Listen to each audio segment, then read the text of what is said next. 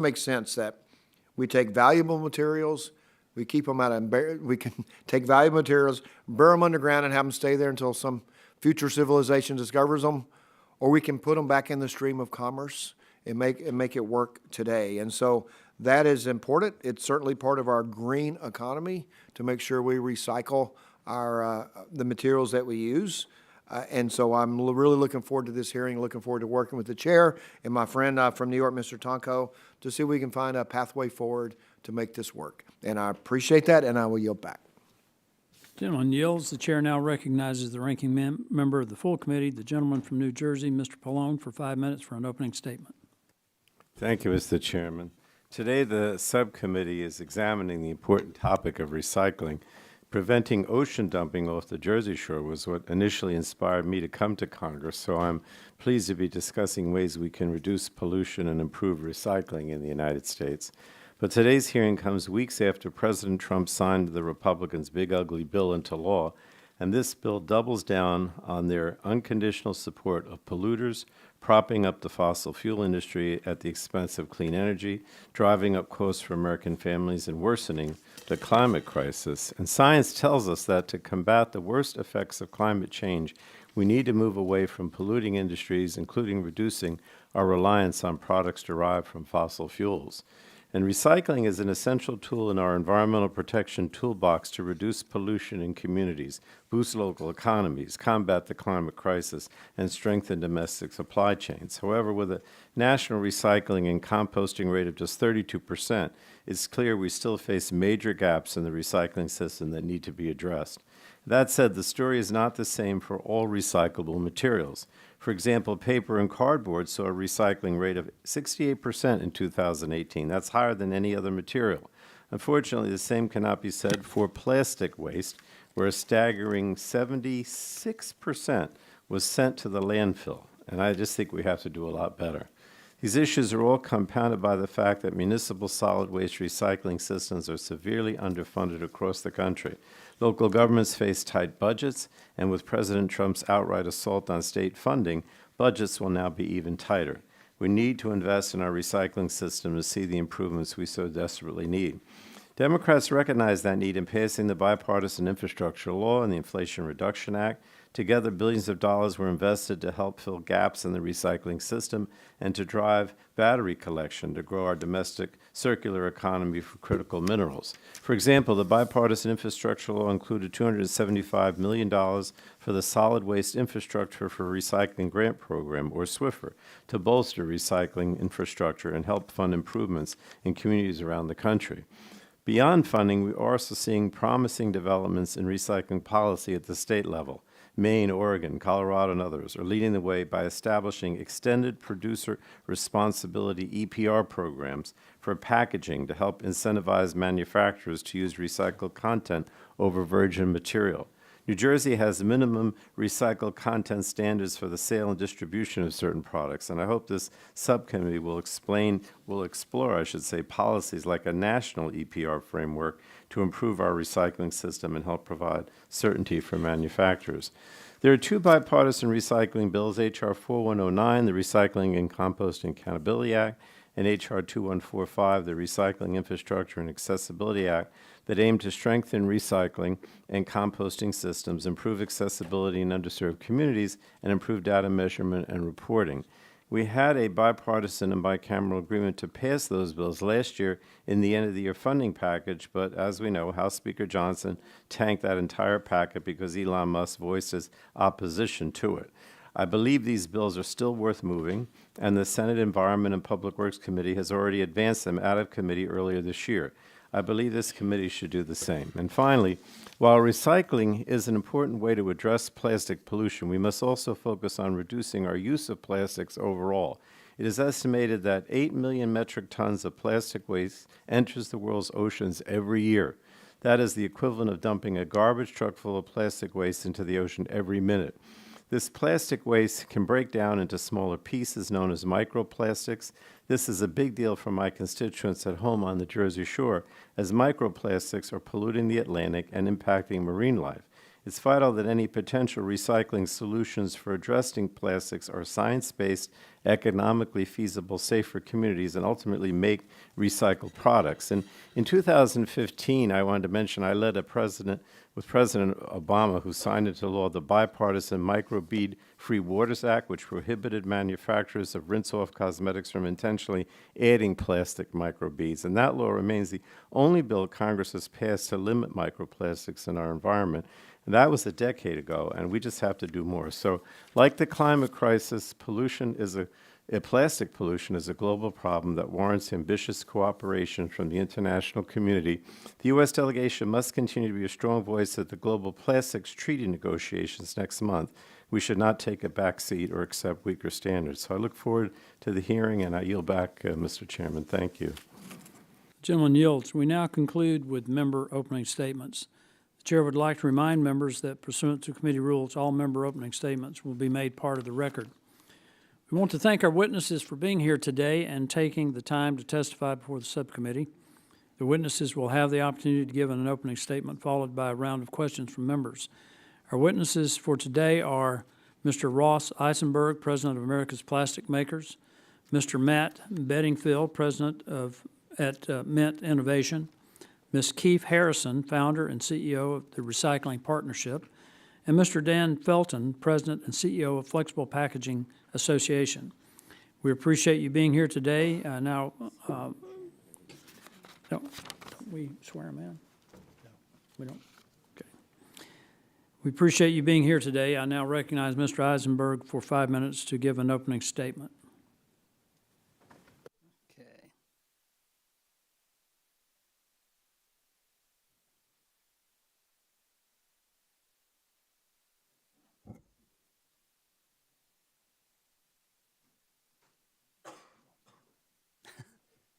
I'll take care of this one for you guys.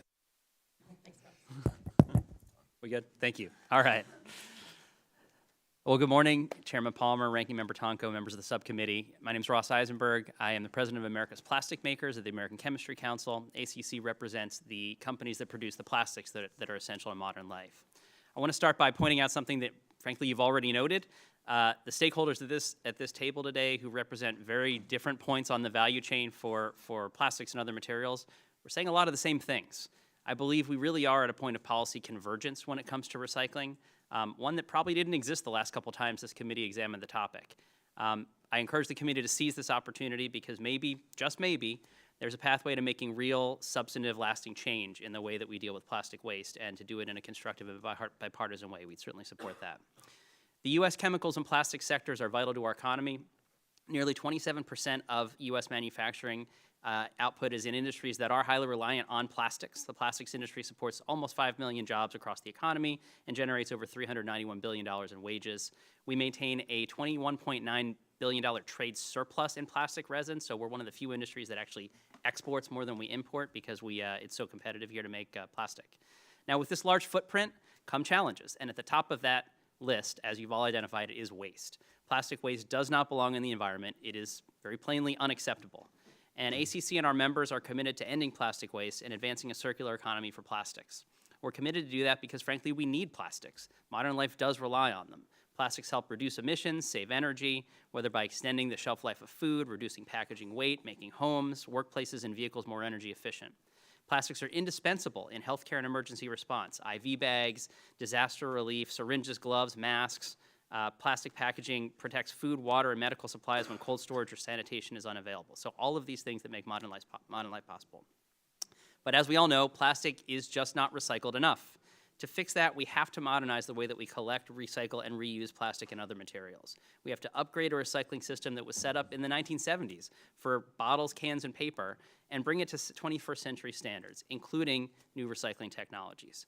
So ACC encourages the federal government to take several strong steps. Number one, top of the list, because it's next month, actively engage the UN Global Plastics Agreement negotiations and help arrive at a final agreement this year that all countries will support and join.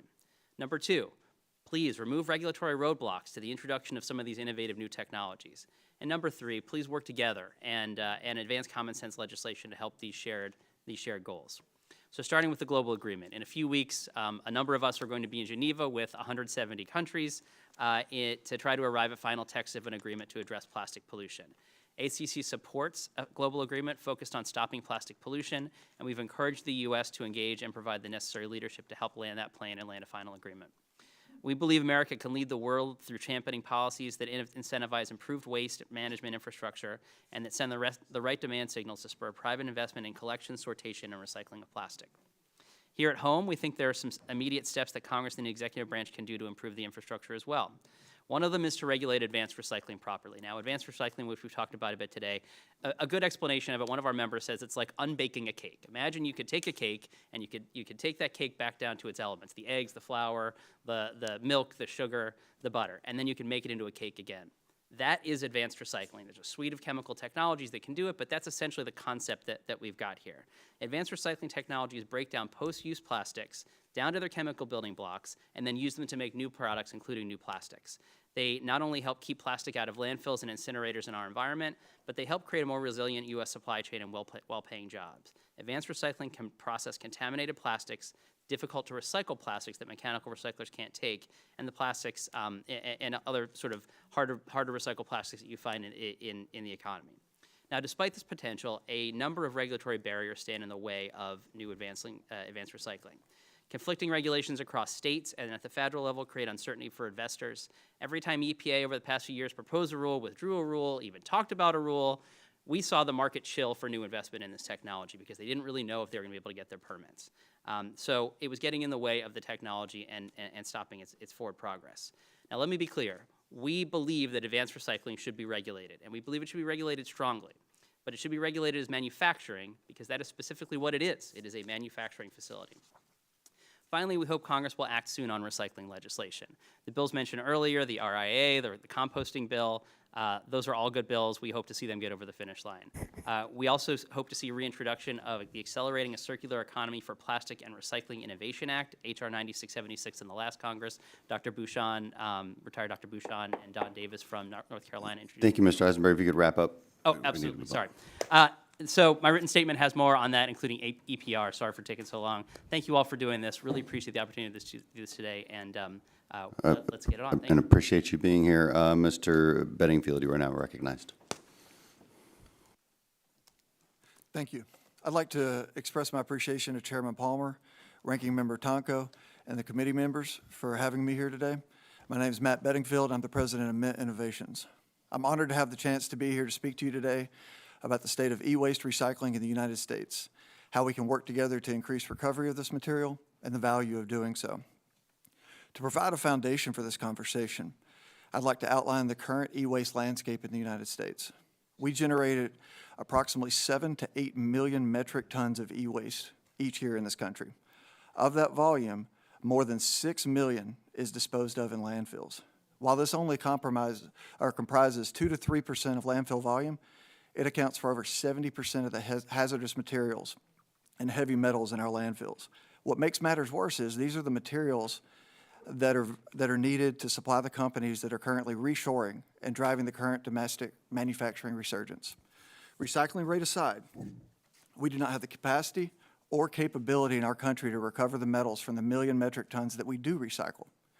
This is all collected domestically and then exported to Asia or Europe to be refined, and in many cases then imported back into this country.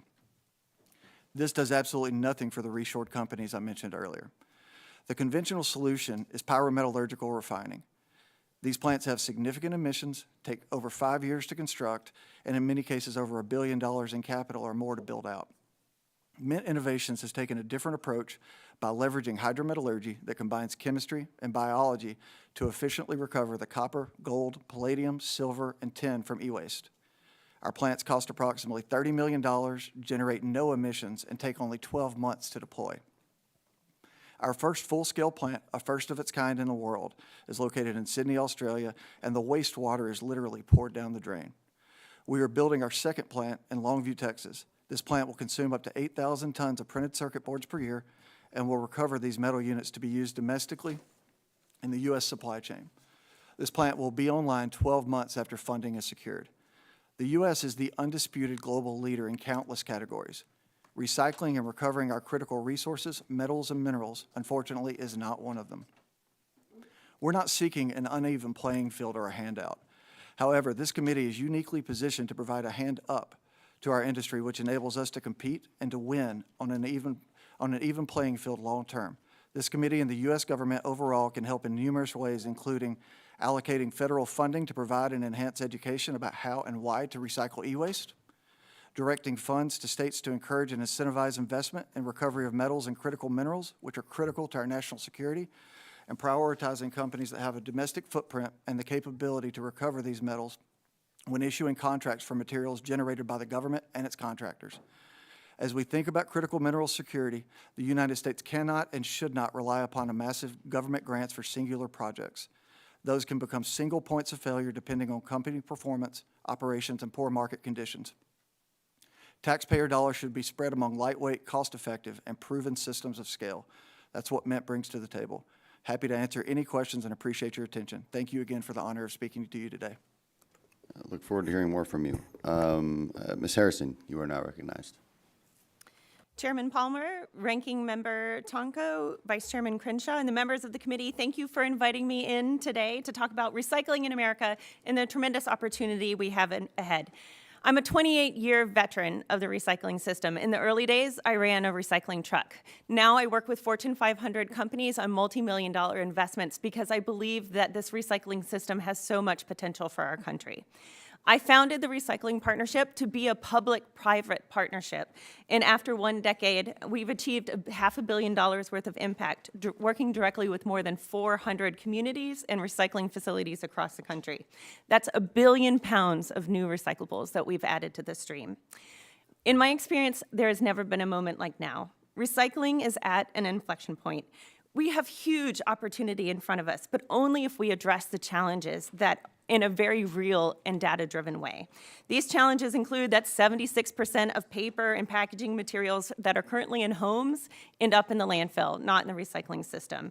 Cheap imports, often from Asia, are threatening to upend market dynamics for recycling content, putting American jobs at risk.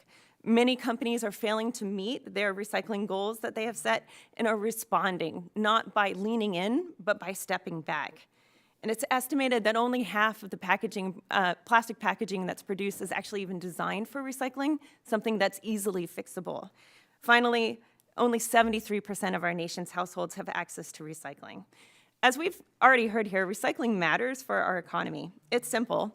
Our nation's recyclables become feedstock for American manufacturing. We can put that to work. Fully investing in recycling would deliver huge benefits. 200,000 new jobs, more than $8 billion of materials returned to the economy, $11 billion of savings in taxpayers and local governments who currently foot the bill for this. But to achieve these, we need system change.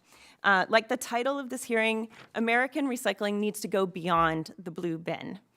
When we say recycling, it's one word, but it really means many different things. It's how is something designed? It's access. Can the public do it? It's participation. Does the public do it? It's infrastructure and it's end markets, which means does old stuff turn into new stuff?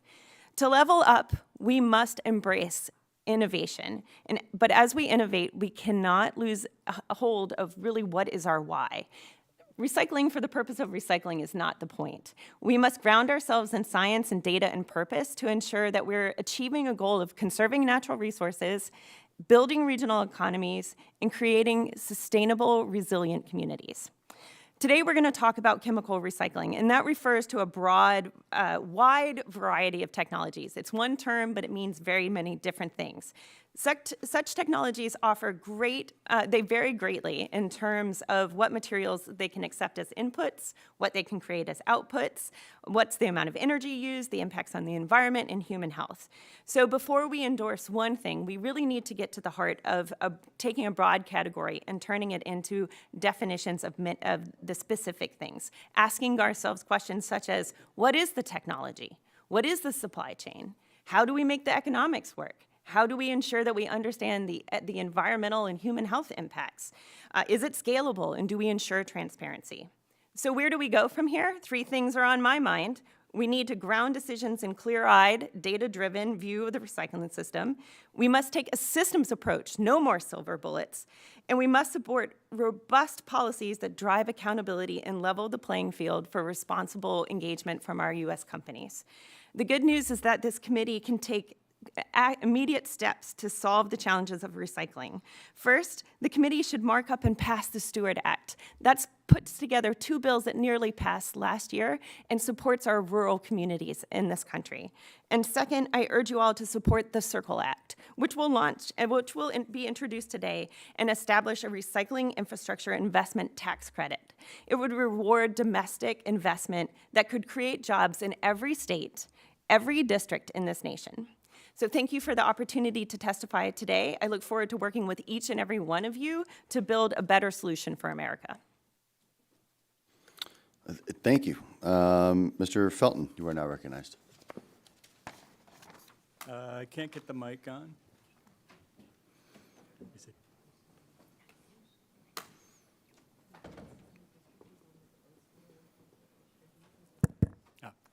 Thank you.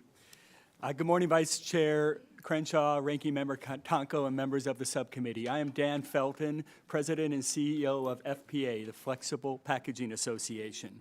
Thank you for the opportunity to testify today on federal support for recycling innovation and economic growth in the U.S.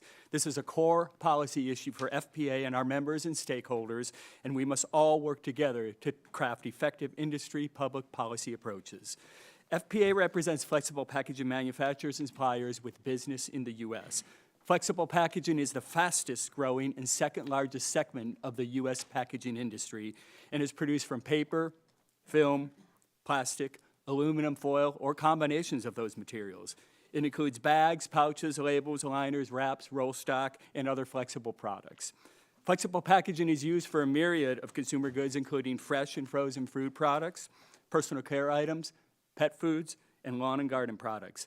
Flexible packaging is also used extensively in the medical device industry to ensure that products like dental instruments, intubation tubes, and personal protective equipment maintain sterility and efficacy before use.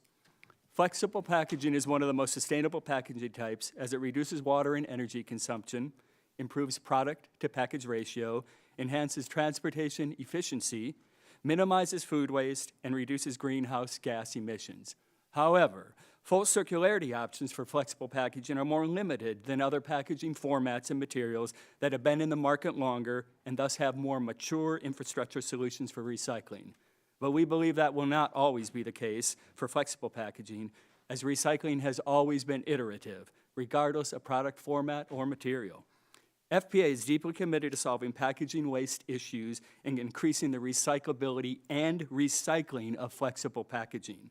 We are collaborating with manufacturers, brand owners, recyclers, retailers, waste management companies, and other organizations to continue to make strides towards total packaging recovery. As we collaborate, the following are some key public policy issues covered in greater detail in my written testimony on which FPA is focused and that we believe will help increase flexible packaging recycling through innovation and economic growth and could also benefit from some federal government support. First, increased data funding and infrastructure. This includes 2 bills you've heard mentioned this morning, currently before the House Energy and Commerce Committee, the Recycling Infrastructure and Accessibility Act and the Recycling and Composting Accountability Act.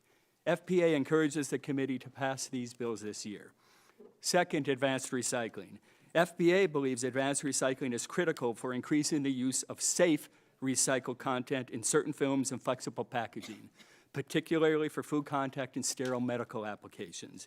Anything the federal government can do to help support advanced recycling, including classifying it as a manufacturing process rather than a solid waste management process, will be meaningful. Third, recycled content. FPA supports achievable and reasonable government requirements that recognize certain unique attributes or the need to limit the use of recycled content in some flexible packaging. It is also important to recognize the distinction between post-consumer recycled content and post-industrial recycled content for different flexible packaging applications. FPA believes there is an opportunity for the government to support and incentivize the use of durable products for lower grade recycled content while supporting research and development for higher grade uses. Finally, Consumers will benefit with more consistent and harmonized national requirements on what is considered recyclable and how and where to recycle it. However, an emerging patchwork of state-level requirements is becoming unmanageable and may create interstate commerce issues. FPA supports Ameripen's proposed Packaging and Claims Knowledge Act, the PAC Act, that would establish federal requirements for the labeling of packaging for recyclability, compostability, and reusability, with oversight by the FTA that already maintains jurisdiction over guidance on marketing claims through its green guides.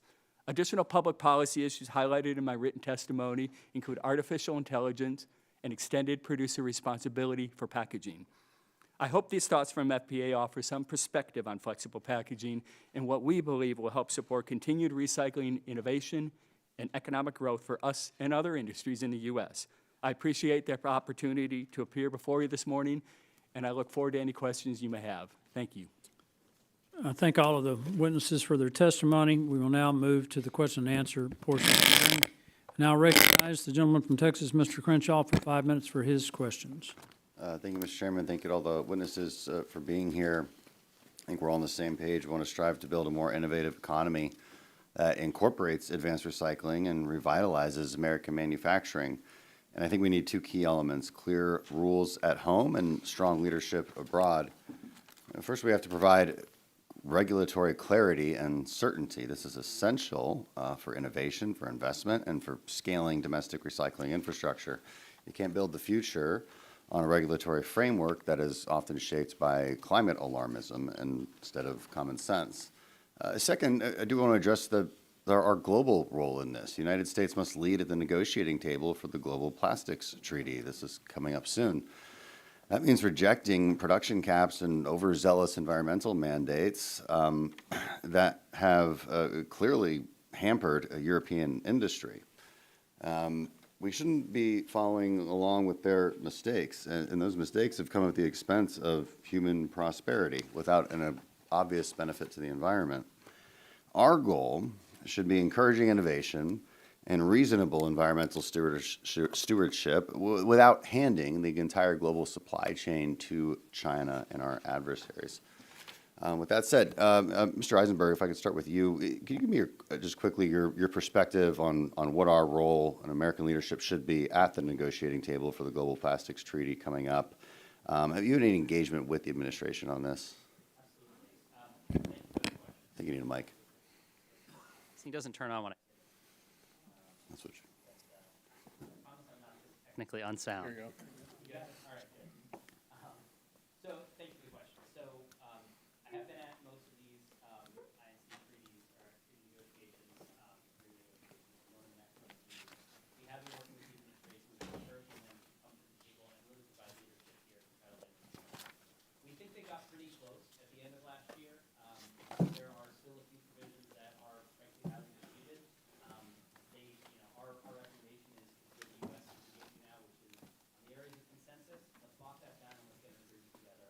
On the areas like production capacity, chemical limitations, things that don't belong in here, let countries figure that out at their own discretion. If they want to do it for themselves, great. They should do it together. It's very important that we do it here. We, at the last INC in Busan, the U.S. came in at a time of political change. It was after the election. They were engaging with a position that frankly we couldn't do in the U.S. We didn't have the law to support it, and the rest of the world knew, right? They saw that we didn't have that authority. So other countries were stepping in and negotiating and kind of leading that process. It wasn't in our best interest.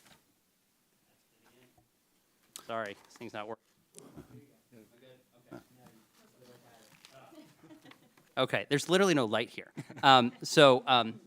Other countries were leading, and they frankly weren't doing it in our best interest. So would recommend the U.S. to engage. We hope they will. We think they will. Thank I you. appreciate that. I think maybe those mics are made of recycled materials. Mr. Eisenberg, sticking with you, we need to address this fact that advanced recycling is not classified as a manufacturing process. If it were classified as a manufacturing process, what would that do specifically? How might it drive manufacturing growth here? I mean, it seems to, obviously, there seems to be vast agreement on advanced recycling here. It's good, checks all the boxes. It's good for the environment, supports American jobs, reduces landfill waste, strengthens our supply chains, enhances our competitiveness. So that question is for Mr. Eisenberg. Mr. Felton, if you could also weigh in, and Mr. Bedingfield, with what your company's doing.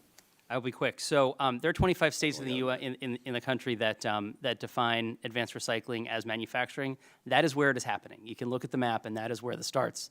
They are Ohio, Pennsylvania, Georgia, Texas, Louisiana, places like that. So a federal definition we think would open the rest of the country up to that opportunity. So that's interesting, Mr. Bedingfield. Is that why you're opening your next spot in Texas?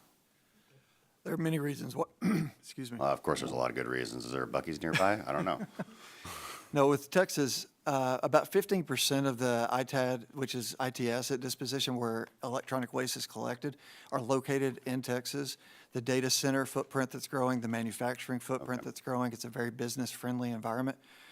But recycling is, regardless of how it's defined, it is manufacturing as much as anything else is But manufacturing. the definition matters legally, and is was that a reason that your next plant will be in Texas?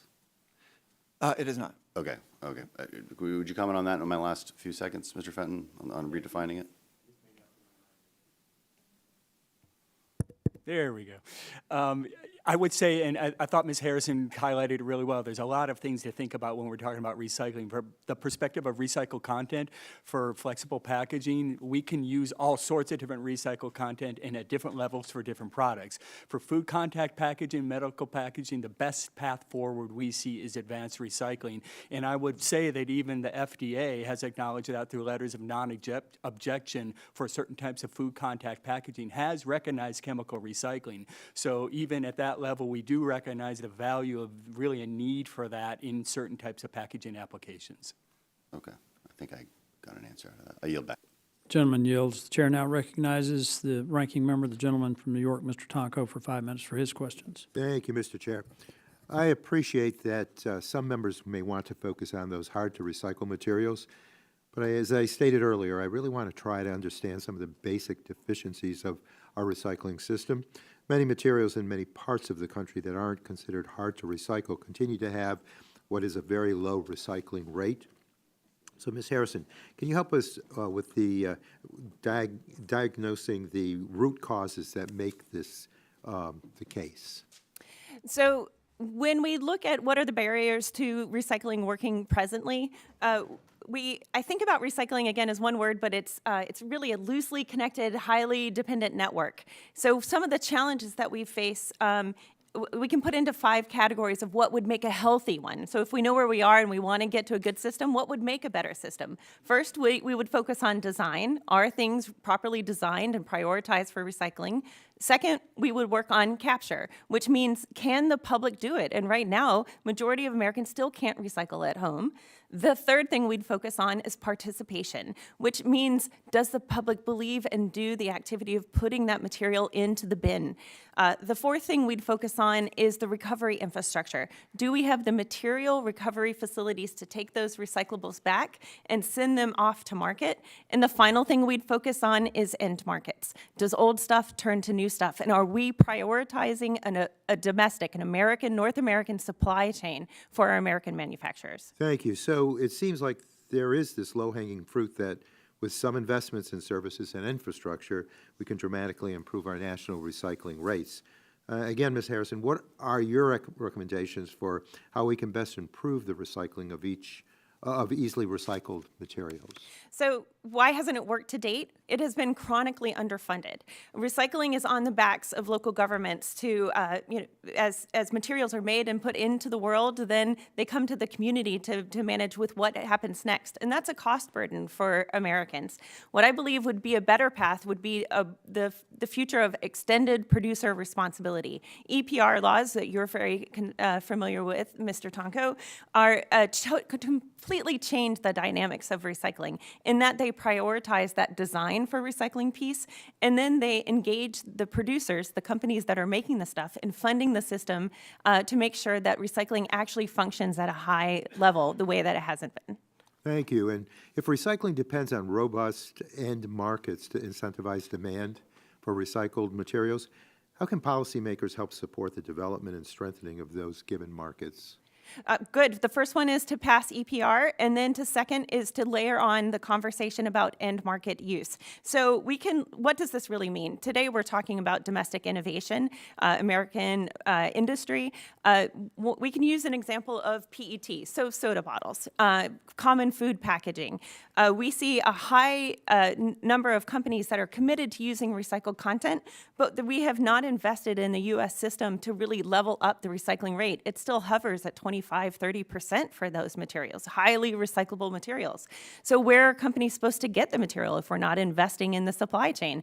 Well, the answer is we've recently seen up to 300% increase of import of cheap Asian recycled content, and it's flooding the market, putting pressure on our own companies. So that would be an example of how we could see this group lean in. The other ones would be the Circle Act that I mentioned, and that is dropping today. Thank you. And obviously, some of these solutions could be implemented at the state or local levels. What are the most impactful steps that the feds can take to help stop sending easily recyclable material to landfills and incinerators?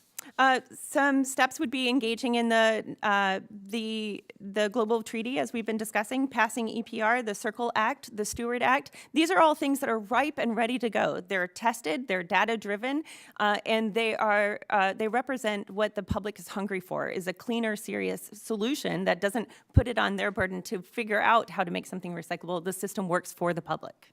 Well, according to data from the EPA, recycling rates have largely plateaued in the last 20 years.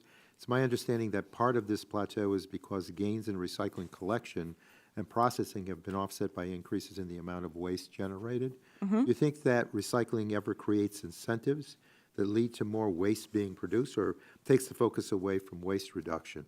I like that you opened with the 3 R's. We need to talk about reducing, making sure we're serious about what is being produced, reusing wherever we can. Recycling is a critical component, but we can't recycle our way out of that. We've heard this. It's a critical component, but it shouldn't be the solution or the trade-off for making whatever you want.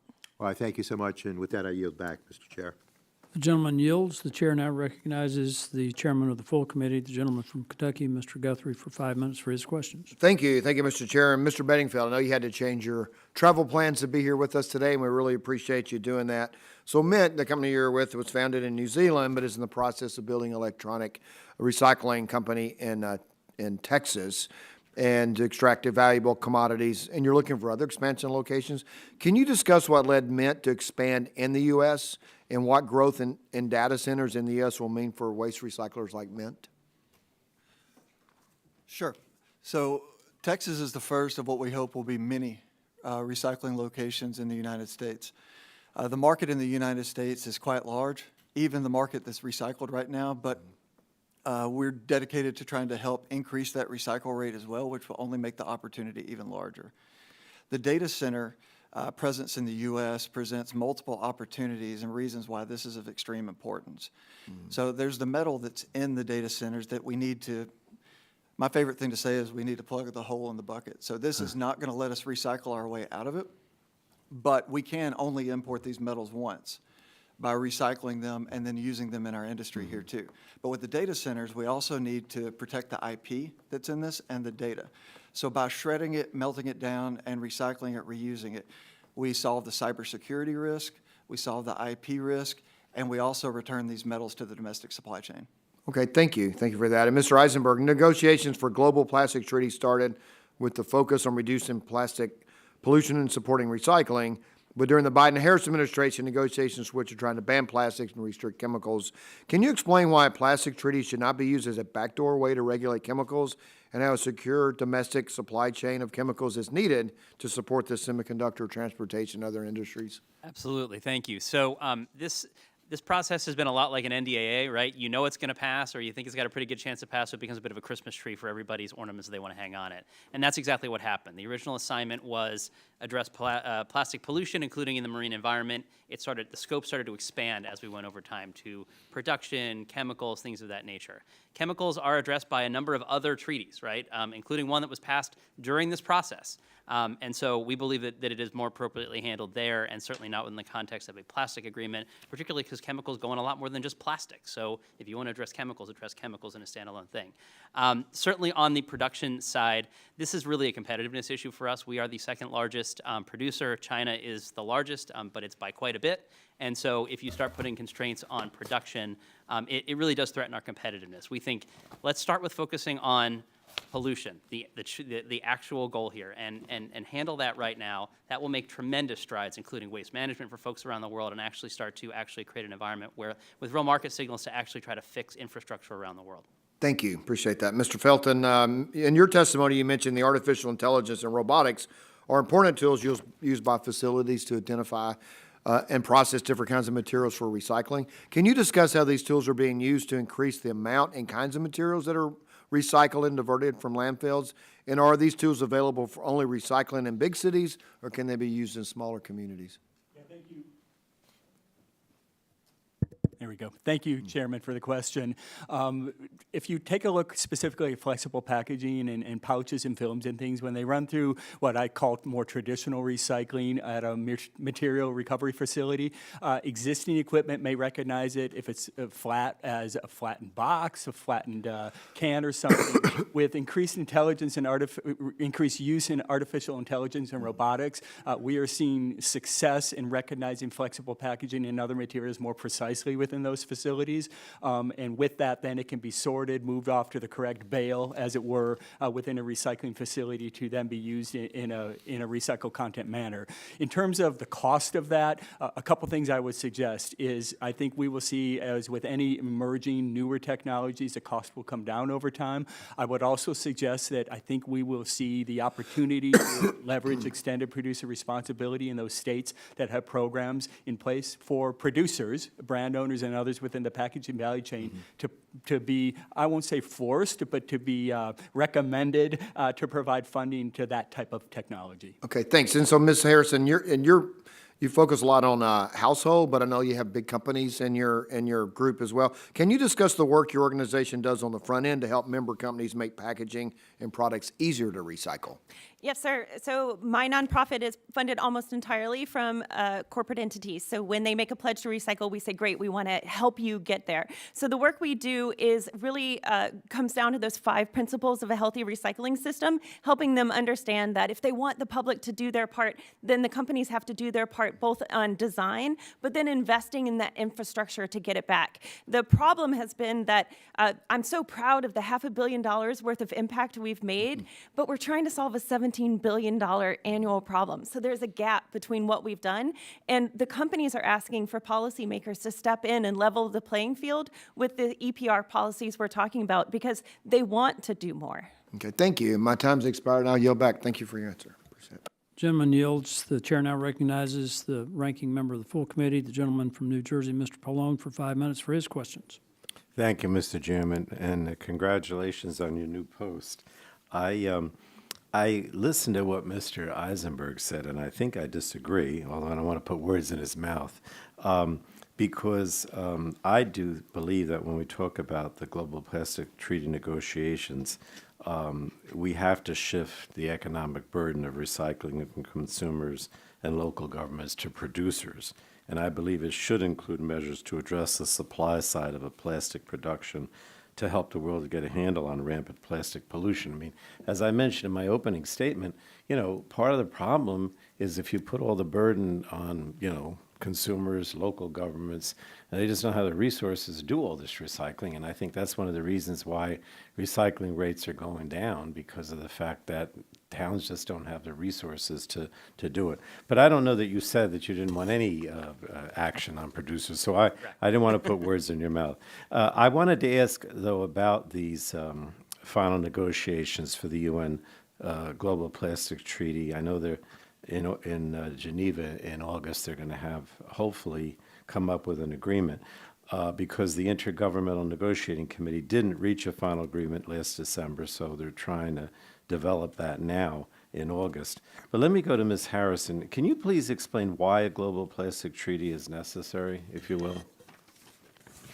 Yes, a global treaty is necessary because this problem is too big for any one company, one country, or one group to solve alone. And this treaty is also important is because material flows around the globe, whether that's through a supply chain or through ocean currents. We need a global binding treaty to be able to level the playing field so that we have consistent solutions. What does that mean for the United States? It's a tremendous opportunity for us to take this global commitment and bring it home to advance a national EPR approach, to prioritize the material resource conservation, and to drive our economy. Well, thank you. The problem I see, though, is that unfortunately President Trump has a track record of pulling the U.S. out of other international environmental and climate agreements, obviously the Paris Agreement being the most notable.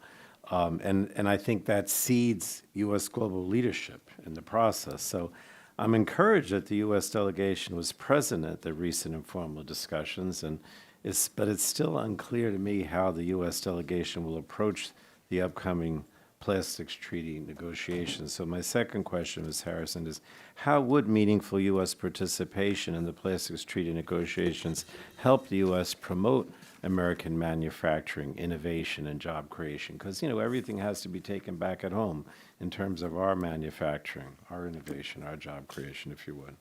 So I've been at every one of these meetings thus far, and it's been fascinating to watch the pieces come together.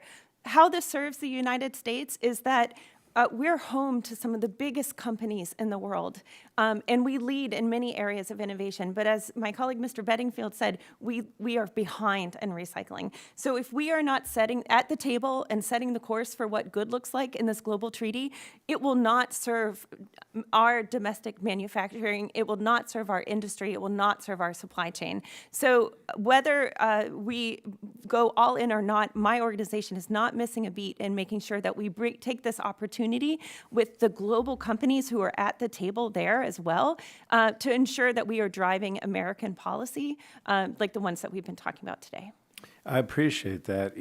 I just think that engaging in these negotiations can really be a win for domestic manufacturing, boost the recycling sector, improve our resiliency. I meet a lot of times with the recyclers and the waste management people.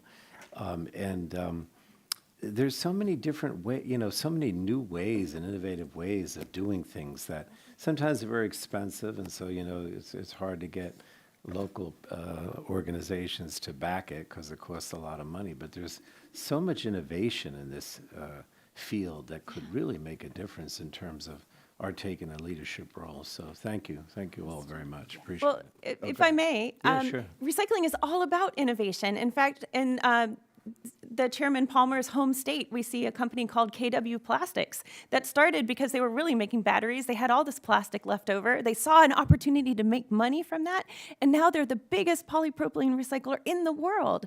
That is the innovation we want. But without policy, it will stay a reaction, not a leading function. That's what we stand to gain. Oh, thank you. Thank you, Mr. Chairman. The gentleman yields. The chair now recognizes the gentleman from Ohio, Mr. Latta, for 5 minutes for his questions. Well, thank you very much, Mr. Chairman, and also congratulations on your gavel here in the subcommittee. And so many questions, so little time. If I could start with you, Mr. Bedingfield. In your written testimony, you talk about the extended development timelines that are out there. And you mentioned about how long it takes for smelters to get into production. It's almost a decade from the initial design through permitting, construction, and commissioning. And I guess my question would come down on permitting. How long does that permitting take to get a smelter into production and get it online? For smelting, it can take a very long time. I recently participated in building a secondary copper smelter in Kentucky.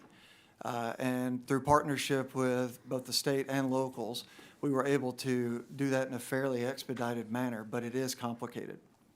It can take years in many instances. Luckily, the technology has caught up to where it can pass for those permits ultimately. But it does face a lot of scrutiny. That's why we're using the hydrometallurgy process, where we actually produce no air emissions, The wastewater that comes out has salt content in it, but it's less salinity than the ocean water. It actually goes down the drain. So for us, the permitting process is quite quick. Well, thank you. Mr. Eisenberg, could, you're reading through your testimony. One of the questions I have is this. I have about 86,000 manufacturing jobs in my district, and we do a lot of recycling in northern Ohio. And one of the things that, when we're looking at trying to get more people to put the things back into recycling is this question is, how far can you ship a product to have it recycled to make it profitable? Well, that's a really good question. And I probably don't have the best answer for you. We could get you a more technical one in the QFRs. But, certainly there is interstate commerce of recycled products, of waste. And we've seen a number of times that, that new recyclers are online trying to get, product from somewhere else. One of the challenges that they have on all of the plastic recycling side, which is a crazy thing to say, is not enough access to clean plastic to get into the system, which is bonkers, right? I mean, we have so much of it, and yet getting it in a very concerted way in is quite difficult. And so that is where we come back to, and I think all the witnesses kind of agree on this. If we fix sortation, if we fix collection, if we fix some of those basic services, then we have the supply, and we'll probably have a lot more folks investing in recycling. Well, because, that's the problem you have is that, in smaller communities, and I know my home city in Ohio, Bowling Green, pardon me, was one of the first cities back in the 1980s that went into recycling very heavily. But there was also making sure they had a market to be able to get that product to. And we've been fortunate in some areas of being able to get that there. But then for some other areas, it's like, okay, it costs more to ship it than it costs than you're going to get out of it. So I think that's one of the things we have to think about too, is where these centers are going to be located. And if I could just follow up also in your testimony, because you also brought up about it's kind of the ABCs of the federal government. We talk about the Federal Trade Commission, the EPA, and about the uncertainty that's chilled the market. And I think you used the word uncertainty about twice in about 40 words, and that's one of the words we hear around this place constantly, is uncertainty. And could you just talk about the absolute need to have certainty in business to be able to make sure you can do what you got to do? Sure, we saw it in real time. EPA proposed a rule that that was somewhat confusing for the manufacturers on how to handle the product that was coming out of the recycling stream at an advanced recycler. And all of a sudden, their customers said, well, we don't know if we really can do this anymore because we don't know if this is going to continue. Companies that are looking to build new facilities, same kind of situation. I think the challenge here is we're dealing with an early stage commercialization type industry, and it is moving quickly, and the technology is evolving. The regulations aren't necessarily keeping up with it, and regulators are having trouble understanding it. And so you get strange regulations coming out. People are kind of asking them to do things, asking them to act, and they're acting in ways that maybe are not necessarily all that helpful. And so we really would like either EPA, frankly Congress, to try to settle this once and for all and basically just level the playing field. We're not saying preferential treatment, just let us compete, right? I mean, give this thing a shot, let it develop just like any other technology, and hope that it succeeds. Well, in my last few seconds, I think you brought up a good point, is that the regulators have to understand what you're doing and have to know that technology is. And Mr. Chairman, I will yield back the balance of my time. The gentleman yields. The chair now recognizes the gentleman from California, Mr. Ruiz, for his questions. Thank you, Mr. Chairman. In my district, Lithium Valley holds one of the largest lithium deposits in the world, a critical resource that can power battery manufacturing and more clean energy and our clean energy future. This region can supply lithium for electric vehicles and battery storage, strengthening the grid and boosting U.S. energy resilience. Lithium Valley is key to securing clean energy leadership, national security, and energy independence. But we must also prioritize critical mineral recovery and recycling to build a sustainable supply chain. As we heard in the subcommittee hearing last Congress, recycling is an essential tool in building secure and sustainable critical mineral supply chains. That is why I'm proud that Democrats invested in this space through the bipartisan infrastructure law, which provided $35 million for EPA to develop battery collection best practices and voluntary labeling guidelines, $3 billion for battery manufacturing and recycling, and $3 billion for battery materials processing. Mr. Bedingfield, can you speak to how critical material recycling can help both our environment and boost national security and resiliency? Sure. Thank you for the question. We're actually developing lithium-ion battery recycling right now. We're starting in the UK with a pilot plant to use hydrometallurgy to recover those metals. The vision will be that every site in the U.S. once developed will also have that technology there. These metals, if they go into landfill, leach into our water, but they're also extremely valuable. So it's the right thing, it's the profitable thing, and from a national security perspective, with all the companies that we're reshoring, if we don't have these materials here to supply them, we've really done nothing. That is where all of this begins. Yeah. So we have to have the metals here. You're right, we cannot recycle our way out of it. The mines are going to take time to build. We must build them, and we must also recycle them so we don't continue Well, we'd to love export to them. follow up and talk to you about our efforts in the region to build a full supply chain and recycling of batteries in my district. Unfortunately, while clean energy drives critical mineral recycling, President Trump congressional Republicans are attacking the industry through their big, ugly bill. It is a reckless, short-sighted move that undermines our climate goals, our economy, and our national security. I also want to raise serious concerns about chemical recycling, a practice often marketed as a silver bullet for the plastic crisis that we have. In my district, waste facilities using this technology have led to harmful health outcomes for residents and have failed to deliver the promised recycling revolution. Many of these facilities either close soon after opening or do not actually recycle plastics in a meaningful way. Ms. Harrison, I want to be clear on whether these facilities are truly part of the recycling system. If a facility burns plastic using chemical or heated methods and turns that plastic into fuel, do you consider that process to be recycling? No, fuel alone is not recycling. Thank you. I agree. And we must be honest and precise. To be considered true recycling, a facility must turn plastic back into plastic, just like we do with paper. Converting plastic into fuel through chemical or thermal processes is not recycling, it's incineration. We have seen the harm from these misleading practices before in East Los Angeles, Mecca, and the San Joaquin Valley, where hazardous waste sites are often placed in low-income communities of color. In 2010, Mecca, a small farm worker community in the eastern Coachella Valley, near where I grew up, was exposed to toxic fumes from an unregulated waste facility that was leased on tribal land. For months, residents suffered headaches, nausea, nosebleeds, and respiratory issues, especially young children. A local school had to be evacuated. Community members spoke out. One mother, Lydia Vargas, said, "I'm afraid to let my children play outside some days. My kids had to stay indoors all the time." A teacher, Richard Reyes, shared he felt very lightheaded, having a hard time concentrating and thinking. "I got real shaky. I was very nauseous." Despite hundreds of complaints, action only came after public outrage. This was more than regulatory failure. It was a failure to protect a vulnerable community. And as we move forward with clean energy and battery manufacturing, we must center the needs of our communities, our vulnerable communities, frontline communities, science, and public health, not false solutions that put profit over people. Thank you, and I yield back. Gentleman yields. The chair now recognizes the gentleman from Texas, Mr. Weber, for 5 minutes for his questions. Thank you, Chairman. Thank you on your new role. Mr. Eisenberg, I'm going to come to you real quick. I wasn't here when you gave your testimony. I apologize for that.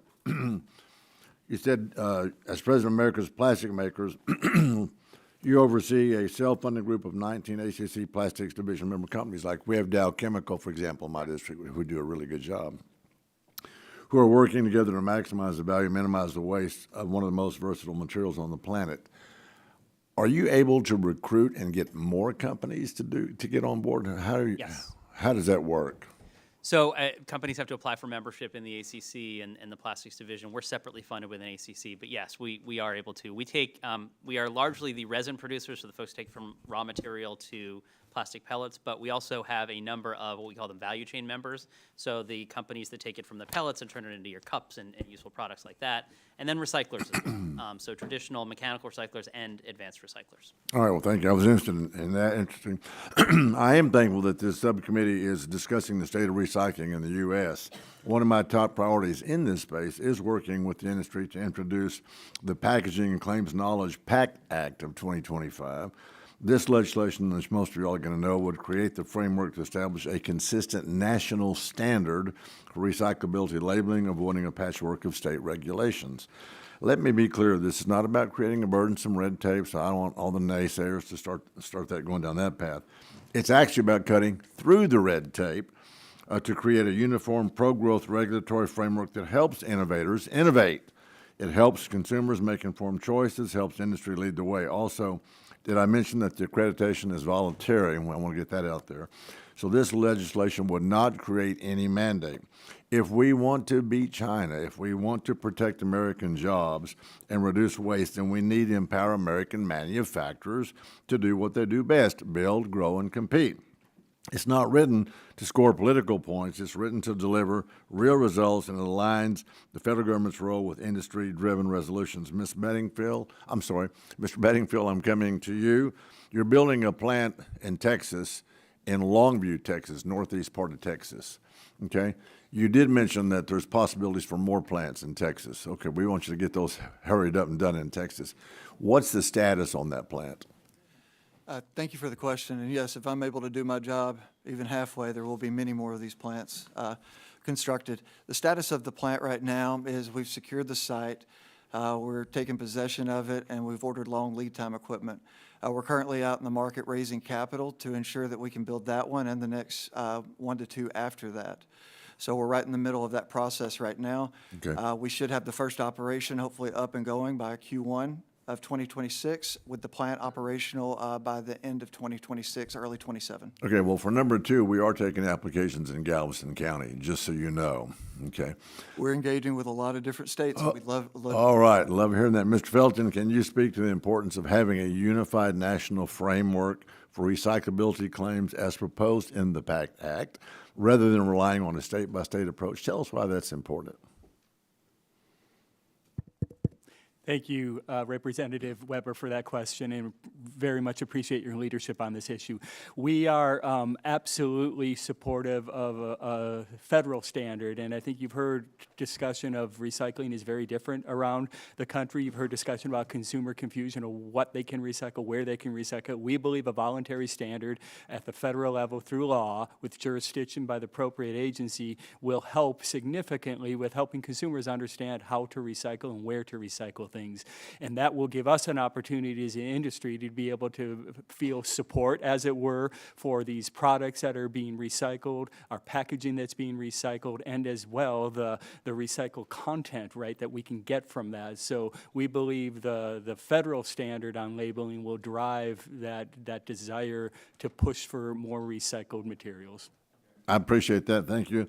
Mr. Eisenberg, as you know, my district along the Texas Gulf Coast is the home of many plastic manufacturers. I mentioned our great Dow Chemical. That's one of our biggest. These manufacturers are also at the forefront of developing new recycling techniques and infrastructure. Can you speak to how we strike the right balance between emerging recycling methods, such as chemical recycling, while still encouraging development in this investment in this space? Yes, absolutely. So, and that is an important point. To actually get to the goals that we've set for the country and to keep essentially waste out of landfills and the environment, all these things, you need all of these technologies, right? We need to dramatically scale up mechanical recycling. We need to dramatically invest in and scale up advanced recycling. So it's all necessary. And we need, frankly, a good policy and a sound policy and rules of the road so that companies can feel comfortable investing in this. If they can, I think they will. Yeah. Thank you for that, Mr. I appreciate you all being here and your input. Mr. Chair, I yield back. Gentleman yields. Chair now recognizes the gentlelady from Ohio, Ms. Schakowsky, for 5 minutes for her questions.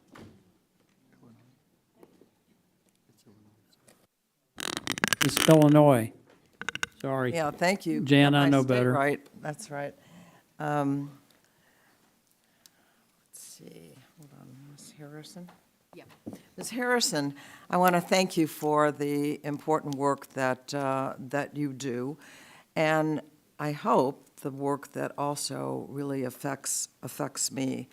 I have the pleasure of living right on the, really right on Lake Michigan. My home is just about a couple blocks down the street. A lot of my district really loves and the wonderful lake. I have a home in Michigan City, Indiana, which is right on the lake. But I'm very concerned that about 22 million, million pounds of plastic are in the lake every year. That's a lot of plastic. And we really need to do something about that as soon as we can. And so I wanted to ask you, what are the things that we can do quickly to make sure that the lake is safe for all people? I mean, we are swimming, we are doing everything within the lake, and yet we have this problem that is there so much. So if you could just tell me what we need to do. Yes, thank you for your question and for your commitment to the water. And I live in Providence, Rhode Island, right on the water too, and I see it every day. So there are three things that come to mind for immediate impact. One is to encourage the U.S. to stay very engaged in the Global Plastics Treaty. The second is to engage with us on the Circle Act, which will be introduced today, which provides tax credits for businesses and creates more opportunity for plastics recycling. And the third one is a Steward Act. The Steward Act brings forward opportunities for rural communities on recycling. Those are three immediate things that this committee can do. So what are the things that would actually change in communities and make them safer? Sure. So when we talk about a healthy recycling system, we break it into 5 parts. We talk about how companies are engaged in what they produce and streamlining what they produce into things that can actually be recycled by your public. The second one is bringing better funding for your communities so they're not paying for their recycling system, that we're using EPR to drive a new funding system for it. The third thing is making sure that the public trusts and understands and puts that material in the right bin. Never litters, never throws away or incinerates something that has so much value, the recycling of it. And then the final piece is really making sure that old stuff turns to new stuff, investing in our infrastructure here in this country. So the Environmental Protection Agency, does it play a role here in what we're seeing in the lakes? Yes, the EPA has set targets for recycling, which has really developed momentum. It has an opportunity to really bring people together from the public and the private sector. This is not an us versus them situation. This is a bipartisan opportunity to really drive forward solutions. So the EPA's goals help align for a common approach. And then the other critical thing that EPA has provided are SWIFR grants, which are dollars that go directly to communities to help improve their infrastructure, to connect with their businesses, and to prevent the pollution that you're talking about. Well, thank you so much. I hope you're having an opportunity to enjoy the lake during the summer. I think everyone ought to do that. But we want to make it as safe as possible and as clean as possible. So thank you for your work. Thank you. Yield back. The gentlelady from Illinois yields back. The chair now recognizes the gentleman from Georgia, Mr. Carter, for 5 minutes for his questions. Thank you, Mr. Chairman, and thank all of you for being here today. This is certainly an important subject. We know that recycling is an essential tool to keeping our environment clean and to mitigating streams of pollution and to creating jobs in America. Let's don't forget about that as well. However, the proposed caps that on plastic production by groups such as the United Nations, I don't think are the answer. Plastic's essential, and it's essential. I'm a pharmacist, a healthcare professional. It's essential because of the many life-saving products that are in the medical field, such as personal protective equipment and medical-grade plastic needed for surgery. We all understand that. So capping production of plastic is not going to fix our issue. In fact, demand for recycled plastic is outpacing the supply. So we need to focus on fixing confusing regulation surrounding recycling. We also need to support businesses that are pursuing cutting-edge recycling technologies such as advanced recycling. Mr. Eisenberg, let me ask you, can you tell me about the impact that fostering advanced recycling in the U.S. would have on the economy and on our supply lines? Absolutely. So, so first things first, on the recycling side, it would make a dramatic impact, right? I mean, the types of plastics that advanced recycling can cover just aren't going to be covered by other types of recycling. So those then get out of landfills, they get out of the environment, and you've made a substantial impact there on the environment. On the economic side, my written testimony walks through some of the numbers, but essentially if you scale this up, you're creating municipal jobs, you're creating manufacturing jobs, you're creating sort of all of those follow-on jobs across the supply chain. And just like any other manufacturing industry with a sort of a high multiplier effect on jobs, you are spurring the economy, right? So you can actually do good while you're doing well. And that really is the goal of this, to create essentially an industry around this that is thriving. Great. What are some of the, or let me ask you this, timeliness. You mentioned in your writing that the timelines for obtaining permits are already lengthy and due to outdated environmental review protocols and inconsistent regulatory framework. What can Congress do? Tell us what we can do to help. Tell us what we can do to fix this issue. I appreciate that. So certainly there is permitting legislation that is, being discussed almost every Congress. But again, right now, that would be a good place for this. It would be great if Congress would essentially define advanced recycling as manufacturing. Just like there's 25 states in the country that have done that. That would essentially take this issue away from the permitting process. Otherwise, you're essentially injecting uncertainty in the permitting process and making it and making this time speed up. Regulating as manufacturing is a pretty significant standard, right? Under the Clean Air Act, under some of these other laws, these are significant controls that are put in place. Some of the strictest in environmental law. So we're not saying don't regulate it, just regulate it consistently. Okay, gotcha. Mr. Bedingfield, let me ask you, what's e-waste? That's a good question, and it's defined differently in different places. But basically, anything that is electronic, that has a cord on it, so from your vacuum. So you're talking about the physical parts of computers and all? Yes, sir. The entire thing is classified as e-waste. The motherboard is a specific part of it, but there's commodities that we can use in this country, from the plastic, the aluminum, the steel, all throughout that appliance. How are we going to, Georgia's a big home to data centers, and how are we going to be able to handle this? How are we going to be able to handle all this e-waste that's going to be coming from all the AI-driven data centers? Well, that's exactly what we're trying to do. The question is, how quickly can we scale it up? So there's a smelter being built in Georgia right now. They're stopping short, and I believe exporting the product to be finished in Europe, so it's not adding back to the economy from a metals perspective. Our facilities, we're trying to ramp up as quickly as we can to deal with them, but there are more and more electronics in our lives each and every day, which means this problem's only going to get larger if we don't come up with a way to address it. So you say that the smelter is being built in Georgia, but the finished product's being built overseas? They have an existing network of facilities in Europe that actually recovers the metals back to exchange-grade metal to be used in industry. There's an intermediate product that will be produced in Georgia. Okay. Is that not something we can do over here if we encourage that? It could, and I'm not speaking for that company at all, but I would imagine that that's something that they probably consider. Okay. Okay, good.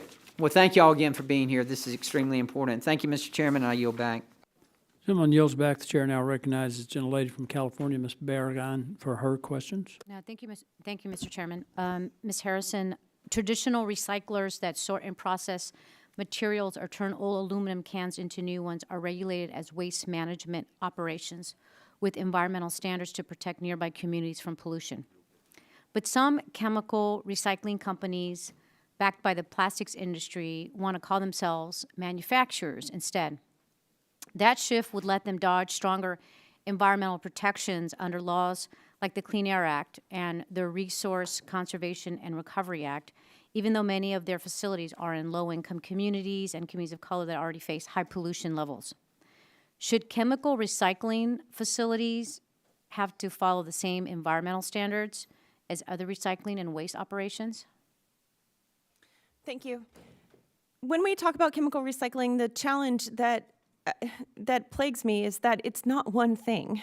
We have given a blanket term to many different technologies. And so I think if we're going to really address the challenges that you've just outlined, we first need to start with what is the technology, and it's different types of unbaking the cake, as it has been described earlier. So what is the technology?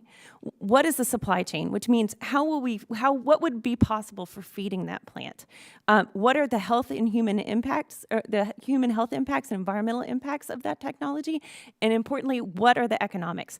In each of those, environmental standards are critical. So I can't answer a yes or a no because there is no one thing. This is multiple things that we're talking about. Should we protect our land, our soil, our air? Yes, absolutely. We have to protect our planet, and recycling has to be advantageous to the protection of our planet. Great. And in your testimony, you list important questions that must be answered for chemical recycling. If a chemical recycling facility doesn't meet environmental quality standards, causes unacceptable harm, or is not financially viable, should it be part of our recycling system?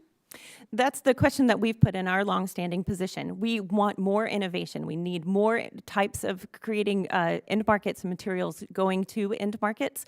But in order to ensure that they are viable, we have to make sure that they are economically sound, environmentally sound, that there's transparency, and that you can track the material through them. Great. And recycling only works if people know what goes in the bin. What does the Recycling Partnerships research show that helps reduce confusion and contamination, especially in multilingual communities? It's very important to address multilingual and diverse communities where they are.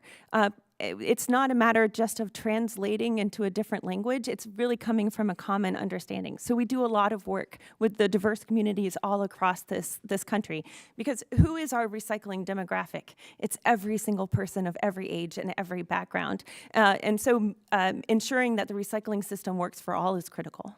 Great.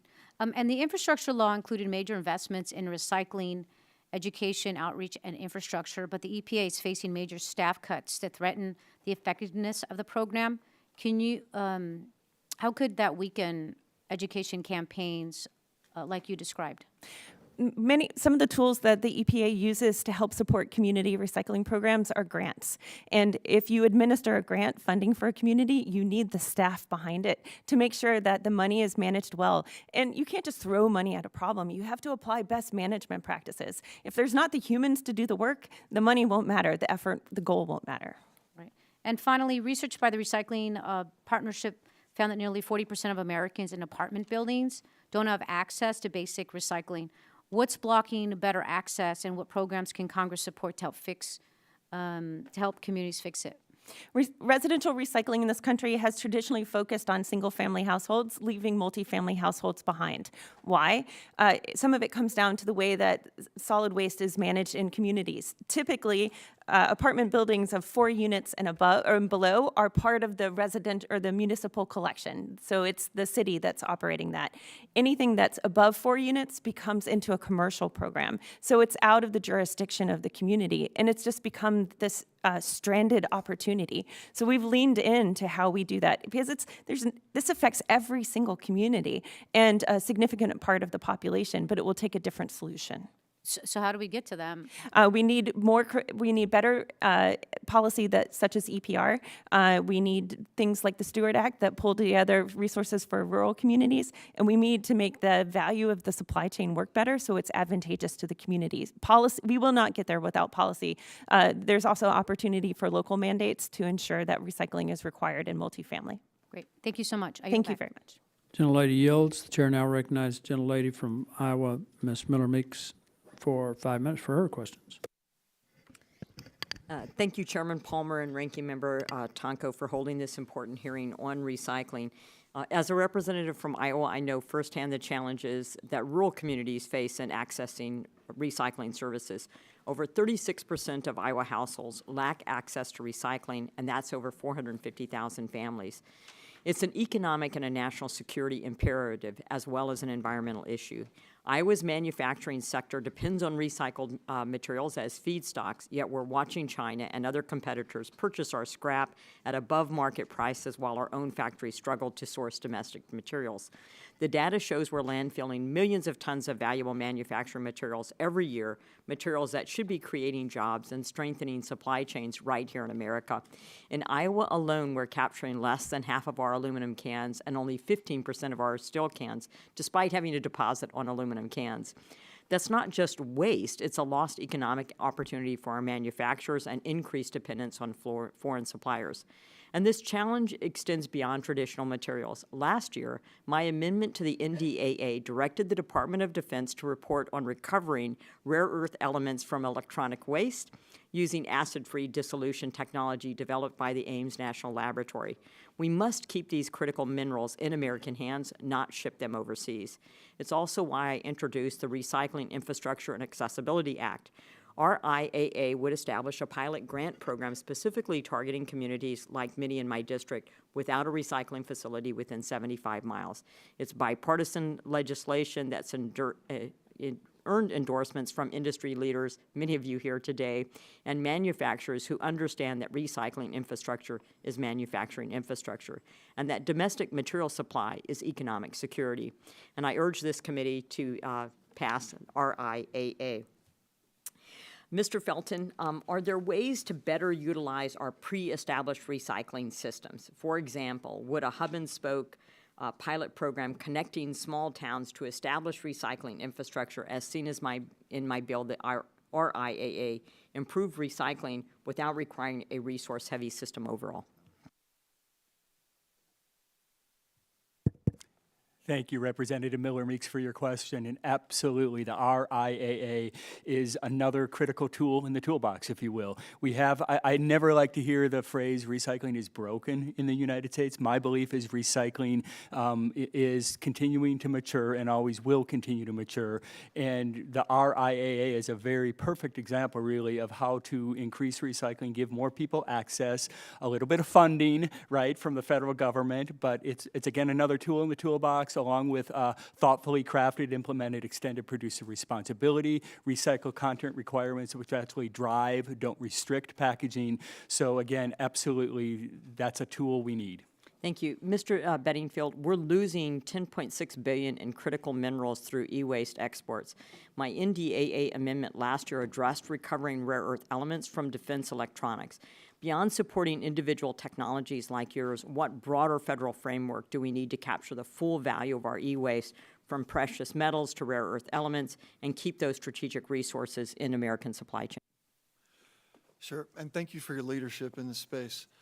As much as I'd like to say we can solve the whole problem, we can't. So the funding that's available right now, directing that to states to be able to incentivize businesses like ours, I think would drive it. Working with states and local communities to find the need, to create the jobs there, to recover the metal that ultimately supplies the businesses that we're bringing back is the key. But the scale is massive. It's going to take a long time to do it, but we must get started. Thank you. And Mr. Eisenberg, we have a Novelis and Arconic facility in our district that rely on secondary aluminum. I also have Gerdau and SSAB, and most people don't realize that 98% of the steel in the United States is recycled.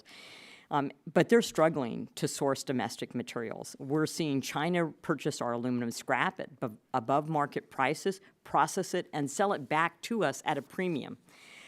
So just asking for you, how does a bill such as the RIAA help to address this issue?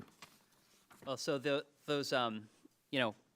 is the beauty of actually putting federal dollars and creating pilot programs to improve sort of the accessibility here. There's been so many, and plastics frankly has the exact same problem, right? I mean, I've visited recyclers, and in the town that they're in, they don't have blue bins because the municipality can't afford it. And it's you sort of see this this really strange dynamic. So you absolutely, I mean, it is something that could use federal attention. I really appreciate you doing this. We strongly support the RIA and think it's a bill that really could make a big difference here. Thank you very much. My time has expired. I yield back. Gentleman yields back. The gentleman from Florida is now recognized for 5 minutes. Thank you, Chairman. Every week, millions of Central Floridians recycle the blue bin that we've been talking about already. But we face some challenges in Central Florida, particularly with glass. We see Orange County, the biggest county, is able to recycle glass. They have 20 recycling centers, a 72% recycling rate, but mid-sized counties like my home county of Osceola County and also Polk County don't have glass recycling. We've applied for some grants. It hasn't worked out. Obviously, glass has been recycled for thousands of years. I mean, I was looking into this back to like the Roman Empire, right? So, Ms. Harrison, how do we improve the ability for mid-sized and small counties to do glass recycling, something that has been done for so long in human history? Rural communities need extra support because recycling is a critical math exercise. When you have enough of a like thing that you can turn into something new, you can make a profit. That's an extra burden for smaller communities because, one, they have less to collect, and two, further to ship.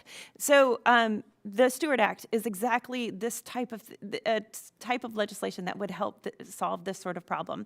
One of the questions that we heard earlier is, does transportation impact the value of a material? When it comes to things like glass has a smaller radius with which it can move before the cost of transportation exceeds the value of return. When we establish that only economic drivers fuel recycling, we're only going to recycle it if it's making money, we're limiting ourselves for the important environmental and community impacts that would impact that. So glass is a great example for your community. Would that legislation address things like breakage or contamination that I know seem to be some of the obstacles to glass recycling? Glass is infinitely recyclable. It is for thousands of years, absolutely right. And so it's best when it's kept whole, but it can still be recycled as broken pieces. But yes, can it affect that? By engaging the public, you can reduce the contamination. So we want to keep non-glass materials out of glass, for example, and then keep it as whole as possible. And reducing transportation would help with that too. Thank you. Recently, the Corsair Group has reached out to local governments like St. Cloud and Poinciana and Osceola County. They're out of Europe and have strict regulations they follow, especially in places like Finland that apparently have some of the highest in the world, to do pyrolysis, which is heated oxygen-free environment where they put plastics in it and run gases through wet scrubbers to prevent air pollution and change the smoke into oil to make gas, diesel, kerosene, and new plastics. Mr. Eisenberg, are you familiar with the pyrolysis technique, and do you have any opinions or recommendations for our local communities as Yeah, they look at this? Yes, thank you. Yeah, I do. Ms. Harrison said there's sort of a variety of different technologies. Pyrolysis is probably the dominant technology for advanced recycling right now. There's solvent-based ones and depolymerization and things like that. But pyrolysis is the one that I think most of the advanced recyclers now are using. And every company does it differently. You know, this is an area where, you know, certainly they are responding. I mean, from what you just said, they are obviously aware of the footprint that they have, and they are aware of that they do produce emissions and things like this. And so, you know, hold them to it, right? They make sure that they are, you know, keeping track of what their emissions are. The vast majority of our members that are doing this are very happy to sort of open up and show you their books and say, this is what we're putting out into the environment. They want to be good neighbors, right? I mean, they are there to make a difference. That being said, the emissions from these facilities is largely pretty darn low. They're often permitted as synthetic minor sources because they really are putting out things that are on the scale of like a hospital or something like that. But like any other manufacturer that moves to your district, you should make sure that they are permitted correctly and are complying with all their air, water, waste permits, and hopefully it works out well. It's a great technology and something that we really think has a lot of promise. We all recognize there's a ton of plastic out there, but it is recyclable, and we can recycle a lot of it. How to do it most cleanly and efficiently is something I think we're all trying to grapple with here, and then, of course, the potential jobs resulting from it. We benefit in Central Florida from a lot of wind. There's no mountains. We're surrounded by water on all sides, so air quality is something that we haven't had to stress about as much, but I know different communities are going to look at different technologies to see what's the best fit. I appreciate the advice, and I yield back. The gentleman yields back. The gentleman from Pennsylvania is now recognized for 5 minutes. Thank you, Mr. Chairman and Ranking Member Tonko, for holding this important hearing, and to our panel for being with us here this morning. If you look around the room where we are holding this hearing, you'll see laptops, you see cell phones, you see cameras, you see TV monitors, and many other pieces of technology. When all of these products are eventually replaced, and often it's sooner than later, they will become electric waste, the e-waste that we are discussing. With the continued increase in the amount of this technology we use each and every day, the creation of e-waste has rapidly accelerated. Efficient recycling of e-waste is not only made difficult because of the amount of waste produced and how it is outpacing existing recycling infrastructure, but also the fact that we have new technology requiring innovation in the actual methods of that recycling. The e-waste problem is only projected to get worse. As I've discussed extensively on this committee, the data centers needed to support AI are very resource intensive, and that intensiveness is requiring technology. The technology for the data center operations will need to be regularly advanced and updated, and the potential to add millions of additional tons to e-waste each and every year. It is estimated in the United States alone, nearly 10 billion in e-waste is discarded each year. Much of the value of this comes from critical minerals, minerals that we already lack sufficient domestic supply of. If we want U.S. leadership in this technology and AI, we need to do a better job at recycling some of these materials. Mr. Bedingfield, in your written testimony, you stated that only 15 to 20% of e-waste generated in the U.S. is processed through certified recycling channels. What's happening to the rest of it? That's a great question, and I agree with all your comments. Thank you for them. It's going to landfill. And many of the heavy metals that we actually have a lot of value, the gold, the palladium, the silver, the tin, the copper, are leaching into the ground. One thing we're extremely excited about is this seems to be one of the few bipartisan issues that people can wrap their mind around, whether it's sustainability, national security, supply to all of our domestic manufacturing. There's something everyone here can get behind. What countries are currently the leading recipients of the e-waste that is not recycled here, and should the lack of domestic processing of this waste concern us? The lack of domestic processing should absolutely concern us. As I said before, all the companies that are coming here for manufacturing, they need raw materials. If we don't have them here, then we've really not done much by reshoring them. So having that full supply chain here is critical. The countries we're exporting to right now have this infrastructure, and they're in Europe and they're in Asia. Mr. Bedingfield, as we continue to develop the technologies for recycling e-waste and work to deploy them, what role can the federal government play in helping to manage the waste until we have those capabilities? Until we have those capabilities, it's very difficult because you can't stockpile as much material as you're talking about. There are significant stockpiles already within the government. There's up to a 7-year backlog of classified assets within our military departments that we're trying to find a solution for. So directing those materials to domestic companies with domestic capabilities helps to build the business cases to get the investments that we need to drive the capabilities here. Thank you. Mr. Felton, in your written testimony, you discussed medical device packaging, the packaging that we see around IV solutions or syringes or around isolation gowns. How can industry work with hospitals to solve the packaging and plastic waste, which we know has only increased since the COVID-19? Thank you for your question, Representative Joyce.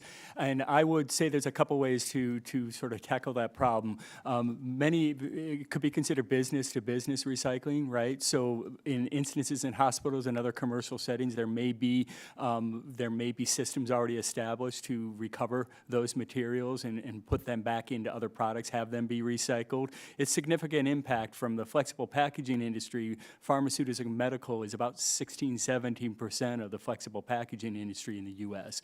So I think B2B is important, and then look for opportunities to do public-private partnerships and also potentially even extended producer responsibility done responsibly. Oregon's program, for example, doesn't only cover residential recycling, it covers commercial recycling. So, you know, if programs move forward in the states and we can have the ability to do some more partnerships so that industry can be getting those materials back, we would find that of benefit. Thank you, Mr. Felton, and thank to all of our witnesses for appearing today. We do have an opportunity to create a more efficient technology supply chain by leading the way in e-waste recycling. These are valuable resources. If we support the innovative recycling infrastructure necessary to process them and to retain them. Thank you, Mr. Chairman, and I yield back.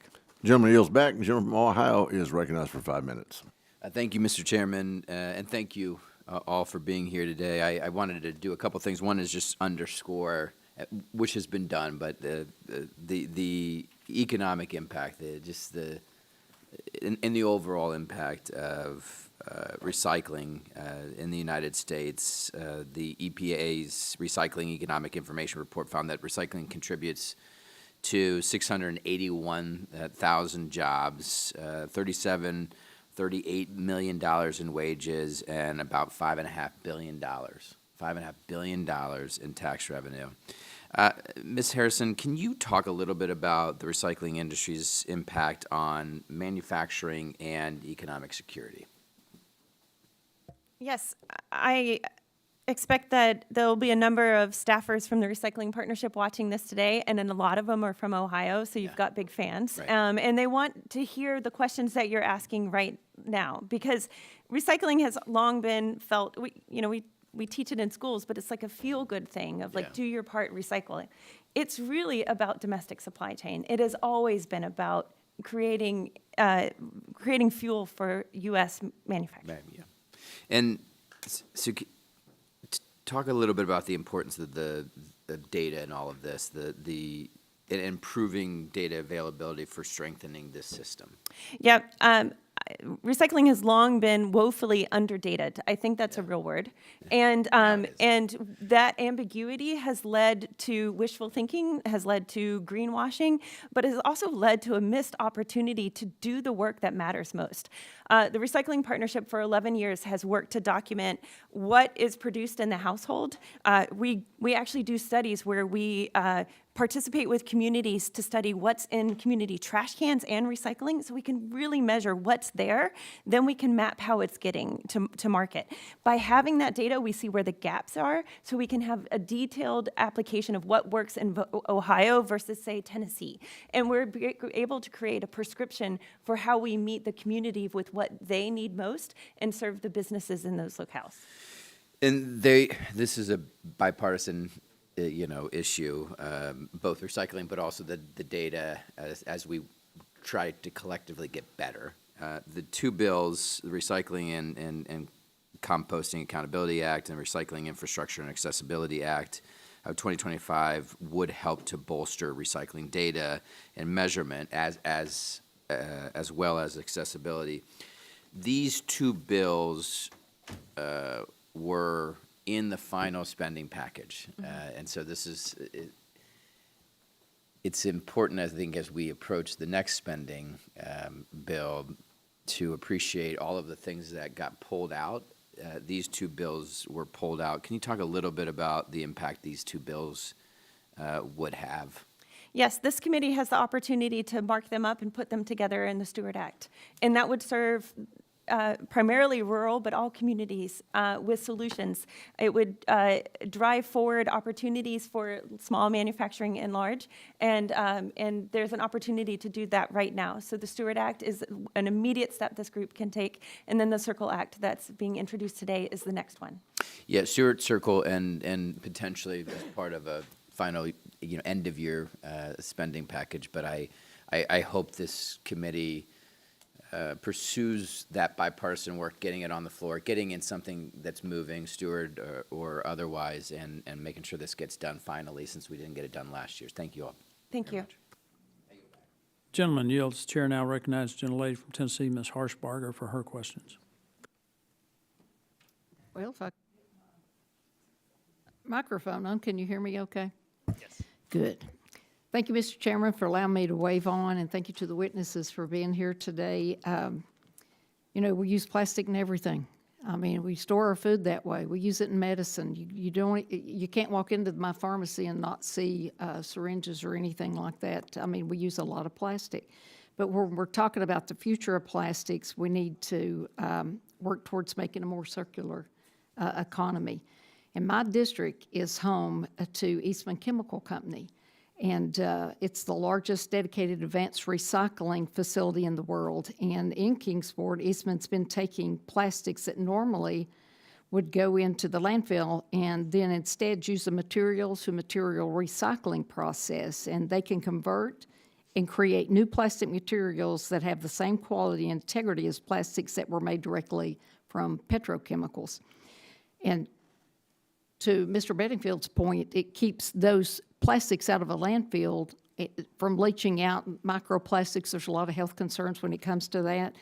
So when I think about this, I think it's important to weigh the economic opportunities for our country, and it's possible to direct U.S. policy to provide incentives that will build these advanced recycling facilities in the U.S. instead of overseas in China, and we can bolster confidence in the domestic recycling system, and I think you'll see a lot more onshore manufacturing that brings domestic jobs and investment to our country. Mr. Felton, I guess I'll ask you this. What plastics are generally recycled, I guess, the most today, and what are the barriers to recycling a broader range of those plastics currently in use? Thank you, Representative Harshbarger, for your question. Generally speaking, if you look at, if think of the resin identification codes on products, including packaging, they're generally 1 through 7, generally speaking 1 and 2, so even a bottle like this, maybe more recyclable. Many of those others are, 3 through 7 are recyclable. It needs the infrastructure behind it and the opportunity to recapture that. And advanced recycling, as you have mentioned, is one of those examples for particular types of recycled plastics to be able to move them back to full circularity. And that is why FPA is supportive of that, and I think also looking at the opportunities for specific packaging applications as you recycle those plastics. You mentioned pharmaceutical, medical devices, food contact. It's critical. Companies are trying to use less virgin plastic, more recycled content, but they need pathways forward to do that. Different collection methods, as Ms. Harrison has suggested, also different recycling methods. Yeah, that's why I think circular recycling is the bomb. Yeah.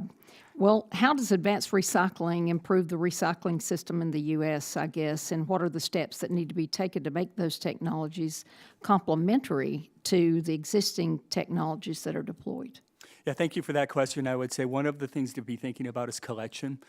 We have, what we typically call traditional recycling at curbside. Yeah. Absolutely, we need that. The flexible packaging industry needs and wants it, but we need other methods as well, right? We want store drop-off, we want depots, we want subscription services, and all those different types of abilities, ways to collect packaging and other products are meaningful to contribute to that full circularity. Yeah, exactly. You know, we've seen periodic efforts, I guess, to increase recycling infrastructure domestically. You see them here, you see them there. There's not really a defined path, but policies are needed to see a nationwide improvement in these recycling rates and the development of infrastructure that can address the plastic being used by Americans today. Do you agree, everybody? I mean, yes. I just, look, anybody wants to throw anything in that I haven't covered, but I'm all about recycling, but we can go to infinity and beyond with some of these plastics that you recycle over and over and over, and we can get away from some of the petrochemicals. Anybody got anything to add? Yes, ma'am. So the example of the Kingsport Eastman facility is a good one. It brings innovation, American industry at its best.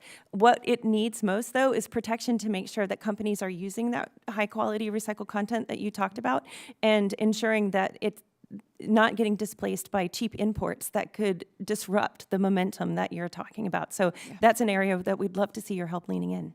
Well, that's what I'm working on. So thank you all, and I'll yield back, Mr. Chairman. Gentlelady yields back. The chair recognizes the gentleman from New Jersey, Mr. Menendez, for 5 minutes for his questions. Thank you, Chairman. I'm always proud to represent New Jersey, and especially since it's been a national leader on extended producer responsibility, or EPR laws, which shift accountability for product recycling from households and municipalities to our industry partners. In 2024, New Jersey passed a first-of-its-kind EPR law for electric vehicle batteries to incentivize recycling and sustainable management of EV batteries and ultimately advance vehicle electrification. EV batteries contain valuable materials, and collecting and recycling batteries helps us conserve resources while reducing harm to human health and the environment. New Jersey's EPR law for EV batteries is just one example of how EPR can be applied in innovative ways to solve many types of waste issues. Mr. Bedingfield, you mentioned in your testimony that Mint's platform is expanding to lithium-ion battery recycling.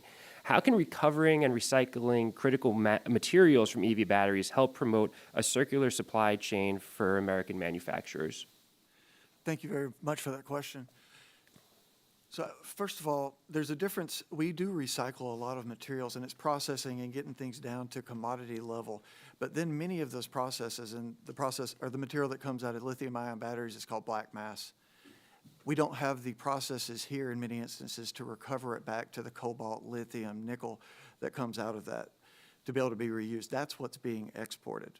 So the process that we're developing actually recovers it so that we can feed those right back into the businesses that are based here in the country to make new batteries. So that's the key, is finishing that loop. You know, the collecting's only step one. Then we have to be able to recover the metals to be reused here. For sure, I appreciate that. And obviously that will have immense benefits for our supply chain as we continue to have more domestic manufacturing of EV vehicles. Is that correct? Yes, sir. It's only growing. It's important that we foster circularity to reduce our environmental impact and reliance on foreign supply chains, as we just discussed. EPR programs can also help bolster supply chains by keeping recycled materials in use and promote more sustainable product design. Ms. Harrison, in general, why should businesses take financial responsibility for the full life cycle of their products? So I think a good example of what change looks like, in 2023, we partnered with the Coca-Cola Foundation, and we piloted a new education campaign in Newark, New Jersey. So we helped put 4,000 new recycling carts on the ground, and redid the whole education program. And we project that Newark now collects more than 700 new tons of material per year. That's an opportunity that companies have, not just to work on what they're producing, designing for recycling, but by investing in communities, they see that they can make meaningful change. The challenge is, one by one, it takes a very long time to do that. That's where the opportunity of policy, EPR, comes in, to be able to give the same opportunity that Newark got in your fine state to every community. Yeah, no, I appreciate that. And, you know, obviously, in the current construct, right, it's the individuals, the families, it's the municipalities who are paying for the waste and the recycling, and EPR programs can help ensure that manufacturers take responsibility. I think you brought up a good point, is thinking about when they're responsible for the full life cycle, it may enhance their design phase, right, Yes. to think about what they're delivering to the customer if they are also responsible for recycling, right? I think that's Correct. It's good business, and it's good for our environment, it's good for all of our constituents. Ms. Harrison, can you expand on how EPR can spur needed investment in our nation's recycling system? Yes, the U.S. recycling system, if we were going to fix it, which we can, Yeah. which means that everyone can recycle, everyone does, and old stuff turns to new stuff, we're looking at a $17 billion CapEx. So that means everyone has carts, we've got trucks, we've got good infrastructure. Then annually, that's a $17 billion investment to run it. We know the return is more than fourfold on that. It comes back into the U.S. opportunity to make new things, to domestic supply chain. So we see a really strong opportunity to invest in our system. It serves our communities, it prevents pollution, and it serves manufacturing. So it's a no-brainer in my book. Yeah, and do you think, is there a way we should be sort of reframing the conversation, right? Because as we've alluded to here, you grew up with the 3 R's about recycling, right? And it seems like sort of like more of a task, right? For companies and for individuals, for communities. Is there an opportunity in this moment, because of all the benefits that we've discussed in this 4.5 minutes and in the broader committee hearing, is there a way that we should be reframing it to get people to engage in it in a way that they're going to actively want to participate? Yes, the first step is to make sure that they can and that it's easy and it's not confusing, and then trust. They want to see the process of their yogurt cups becoming car parts and their cans becoming airplane parts. They'd love to know about that. But I would challenge us not to rely on it always being the consumer's, the public's burden. We need to build the system. Once the system is there, then they will participate. I appreciate that. Thank you. I would love to hear from Mr. Bedingfield, but I don't want to be too, anyway, I'll yield back. Thank you all so much. I thank the gentleman for yielding. I now recognize myself for 5 minutes for questions, and yet, I'm sorry. This is my first hearing, and it's like I've never done one. I now recognize the gentleman from Virginia, Mr. Griffith, for 5 minutes for his questions. I really appreciate the chairman allowing me that opportunity. And let me apologize to the witnesses. I've been chairing a meeting downstairs and trying to juggle when I could get up here. And so I ran up the stairs to get here. Microplastics is something I'm really interested in. I apologize if it's repetitive, but there's a concern that's becoming a more visible issue with news media beginning to publicize what's going on and microplastics in the brain and where's that plastic coming from. And I'm hearing all kinds of different reports from my plastic water bottle to tires on the highways. Anybody have a definitive answer yet? So I'm happy to take that one. And I assume the answer is no, nothing definitive yet, but where are we going? Yeah, so and that is really symbolic of the challenge. So there are a number of sources, right? We know that it's coming from tires and tire runoff. We know it's coming from textiles, from the clothes we're wearing and things like that. We know it's coming from big plastics that become little plastics because of their environment and they start to degrade and things like that. We're still trying to figure out how much of it is coming off of existing plastics that, in sunlight and things of that nature. And really, that is what I think the message that I think is most important here is that I think if you ask anybody, scientist, environmental activist, industry person, we all need more science, right? We need dramatically more science to help inform the policy here. We, the chemical industry, the global chemical industry, are putting, we funded over 100 researchers in 37 institutions around the globe. We need so much more than that. We're trying to get these answers. We hope that Congress will act and help do this as well. Let's get those answers so that we can reassure the public of what's going on here. Well, and I appreciate that. And of course, the problem right now is you don't know what to do. Agreed. It's little stuff, but I changed out my tea bags this week because apparently some of them use a plastic fiber, and a lot of them are switching back to plant-based. And so I switched my bags out and went with a more expensive tea bag. I'm cheap, and I was trying to stay cheap, but it's that kind of stuff that we worry about. Yeah, and totally understandable, right? Now, I'll channel the chemical side of the house at ACC. The presence of a chemical is not a risk, right? I mean, we have to do a risk evaluation and understand that if the presence of the chemical actually does demonstrate a risk to human health. And that is something that we should absolutely be doing here as the science develops. But in the meantime, we can also be focusing, I mean, that is the great thing about this recycling message that we're all putting here. We can take care of the big plastics not becoming little plastics, right? Let's get them back into the system. Let's make this circular and make sure that piece of the challenge is taken care of right now. And I would say I'm really excited about some of the recycling stuff that's happening out there. I have visited, I know you heard from Diana Harshbarger a few minutes ago, and I don't know what her questions were, but I have visited the Eastman facility that's in her district because it's within 8 miles of my district, and so I have about 10% of their workforce is in my district. And the research that they've been doing for decades on cracking open different carbon molecules and rearranging them and creating new plastics, it's absolutely fabulous. And instead of putting this plastic into the ground, if we can find good, efficient, practical ways to recycle it, that is absolutely the goal, I think, of all Americans. Does anybody disagree with that? None of our panelists, let the record reflect, none of the panelists disagreed with that comment. And so I really appreciate what you all are doing. We just have to try to figure out the science, and that's the hard part. I have about a minute left. Does anybody have something to add to the questions I've asked or the concerns? Yes, ma'am. Well, I think the very nature of you as a just an individual trying to figure out what's the best way to handle this. Which tea bag is right? What about your carpet? What about the clothes?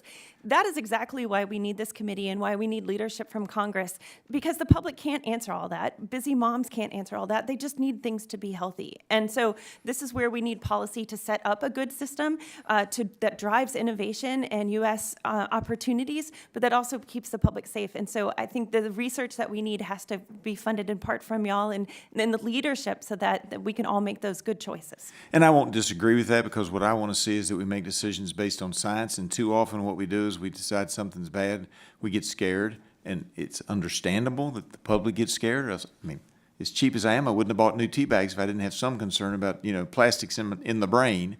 But that said, we've got to have the science before we go throwing the product out, which has been an amazing product for consumers, and in fairness, for the health of the environment over time. Doesn't mean everything's perfect, but I believe it's been a real asset to our environment. Notwithstanding those who just look at the negatives, the positives far outweigh those in my mind. With that, Mr. Chairman, I appreciate you giving me the time, and I yield back. I thank the gentleman for yielding. I now recognize myself for 5 minutes for my questions. And as I was about to point out earlier, yesterday I introduced the Securing America's Mineral Supply Act of 2025 to codify President Trump's executive orders that will ensure we secure our critical mineral rare earth element supply chain. So, Mr. Bedingfield, you spoke of the importance of securing processing of e-waste, and I would think you would include refining as well. But what a lot of people don't realize is what a national security risk we've created for ourselves by basically exporting the processing and refining to an adversarial nation. In your process, you destroy any data, any potential for data recovery. Is that correct? Yes, sir, we do. We shred to below 2 millimeters, which is NSA standard for data destruction. But do you think China does that? I'm honestly not sure what China does. I don't think any of us are, and that is absolutely the problem. But if they can get data, I would think they would sure take it. You also talked about how you have the capabilities, each facility has the capability to recover, for instance, 1,000 tons of copper, a ton of gold, 250 tons of lithium, 500 tons of cobalt. These are the things that we're having to import from China. You said 1,000 tons of nickel. Those elements and those minerals were very likely not sourced from here. Would you say that they're likely sourced from mines in Africa and South America and processed and refined in China, placed in the electronics that we buy? So we're recovering basically what China's mined, processed, and refined. Would you agree with that? Yes, sir. We have to import them because we don't have the capacity here, and then when we export them, we do it all over again. So we need to keep those minerals here. If we have to import them the first time, fine. But once we get the mines up, hopefully that ends. But at the very least right now, we should only import them once. So you also, in your written testimony, said that we export 340,000 tons of e-waste each year. Where does that go? Most of it goes to either Europe or Asia. That's where the big refineries are. They've built these things over decades and decades. So Europe has the refining capability to refine Yes, e-waste? Do they also have the refinery capability to refine processed aggregate? Or is that's obviously a different process, isn't it? It is, but I believe they do as well. Okay. Mr. Eisenberg, we talked about recycling, and part of the problem with that is, I think, is that the market doesn't support it. And do you see a future where the market would pay for recycling, so that recycling would pay for itself? Pay for itself. I mean, hopefully, yes. I mean, any technology, if you is my mic on? Any technology, yeah. if you do sort of mature it, will become cost competitive, right? I mean, that's the beauty of it, and putting all the additional time and effort into it. Ms. Harrison, I asked my colleague, Mr. Tonko, to let me see his cranberry juice bottle, and on it, there states that will pay 5 cents for redemption. One state on the bottle pays 10 cents. Do you think that that would play a role? And I say that because when I was just a kid, we had a chance to go to University of Alabama to see the state basketball playoffs, but we had to have $5. And I grew up dirt poor. So I walked up and down the road and pulled soft drink bottles out of the ditch, went to neighbors' houses and asked for them to try to come up with $100 to get the $5 I needed. Did you do it? I did. Bought a hamburger. So. Deposits can definitely help, but I think it's important we break this into two parts. There's the cost of collecting it and getting it to the end market, and that deposit helps offset the cost for communities to get it into the recycling system. But you're talking about communities, and I think that's where we kind of lose the market part of it. We've got to figure out a way where there's a market solution to incentivize people to do this, because if it's just a matter of trying to remember to separate what you put in your trash, put out, one time a week or whatever, but if there's some way that we can incentivize this, yep, I think it would really help. And you talked about, Mr. Eisenberg, about a national standard. I think what we ought to be talking about here is not, some of the politics that we get into here, but really coming up with a solution that makes sense, that is not always run by the government, because I think there's an automatic dismissal of government programs unless it's enforced on people.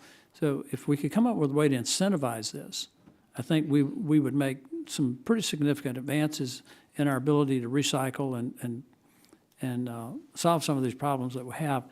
I can't believe I'm already out of time, but I will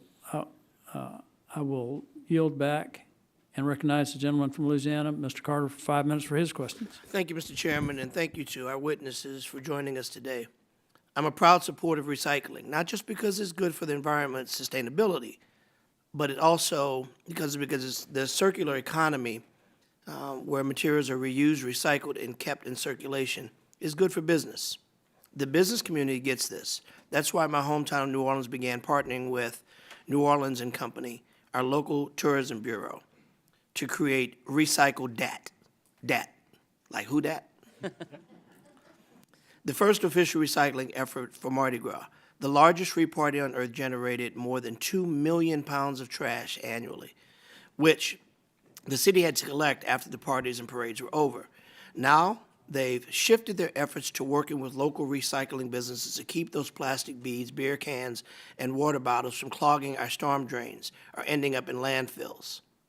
This past year, the program collected over 23,000 plastic bottles, 46,000 pounds of glass, 22,800 pounds of beads, and parade throws. Our tourism leaders understand that visitors to our city not only want to enjoy our culture, but they also want to do it in an environmentally responsible way. On a national scale, an expanded circular economy can create jobs, reduce greenhouse gas emissions, and make our supply chain more resilient. According to the EPA, recycling and reuse already supports 680,000 jobs, generating more than $37 billion in wages and $5.5 billion in tax revenues annually. Programs like the Solid Waste Infrastructure for Recycling, or SWIFR grants, and the Recycling Education, or RIO, programs are critical lifelines for communities seeking to modernize outdated recycling infrastructure and educate the public on effective recycling practices. These aren't just environmental programs, they're economic development tools as well. Quick question for Keefe Harrison. Ms. Harrison. The City of New Orleans is a proud recipient of a SWIFR grant. Your team at Recycling Partnership helped put the application together, and now we're assisting the city in implementing the project. Nearly $4 million in bipartisan funding from the Bipartisan Infrastructure Law will transform the way my neighbors and I can recycle. Can you tell us more about how the grant will improve recycling in New Orleans and how this project can serve as an example for other communities across the country, recognizing the great work that we have in New Orleans? Yes, Representative Carter, we were so proud to join you in that announcement, and our team worked hard to make sure that New Orleans is a shining star. This grant will make sure that 3,000 new community or households in New Orleans will now be able to recycle. It will give them the infrastructure that you're talking about. It will also layer in the education to make sure they know what to do. Our research shows that 58% of Louisianans don't understand what to recycle. As you mentioned, a portion of the award will go toward solid waste master plan, including an evaluation of regional recycling processing infrastructure opportunities for the city to obtain materials for recovery facilities, or MRF, which receive sorts and prepares recyclable materials for sale to manufacturers. Why should federal funding be used for municipalities to undertake these studies, and why would a new MRF be beneficial to the New Orleans region? A new MRF would be beneficial because so when we put our stuff into the recycling cart, it's all mixed together. Then you've got to separate it out. That's what happens in a MRF. It is a critical step for making sure that those materials make it to end market. Many of those MRFs, you know, they've evolved over time, and they're not at pace with the diversity of packaging that we're talking about. How much time does that save you when you don't have to go and re-sort all this stuff? It saves time, it saves money, but it also increases the amount of recyclables that get to U.S. manufacturing. And we know we generate a lot of beads, a lot of plastic. I've been. You know, when we say, hey, mister, throw me something, we throw it. We want people to enjoy Mardi Gras. We want them to enjoy it respectfully, peacefully, and we want to recycle. Not just during Mardi Gras. That's obviously an important time. But as you know, New Orleans has no shortage of festivals. French Quarter Festival, Jazz Festival, Essence Festival, Tomato Festival, Fried Chicken Festival. And all of those things generate a lot of debris that can be recycled and put back into the secondhand market for manufacturing. Yes, the mayor of New Orleans recently joined me for a webinar, and she is so fiercely proud of the leadership that she's bringing to the community to make sure that everyone has the opportunity. That equal opportunity is key. And I'm proud to say that people of New Orleans are eager. They love what you do. They love the idea of recycling. They love the idea of having venues so they can recycle. So, Mr. Chairman, my time is up, and I yield. Hey, mister, can you throw me some fried chicken? Absolutely. Gentleman yields. I would like to thank our witnesses for being here today. Members may have additional written questions for you, and I'll remind members that they have 10 business days to submit additional questions for the record, and ask that the witnesses do their best to submit responses within 10 business days upon receipt of the questions. I ask unanimous consent to insert in the record documents included on the staff hearing documents list. Without objection, that will be the order. Without objection, the subcommittee is adjourned. Hey, Chairman.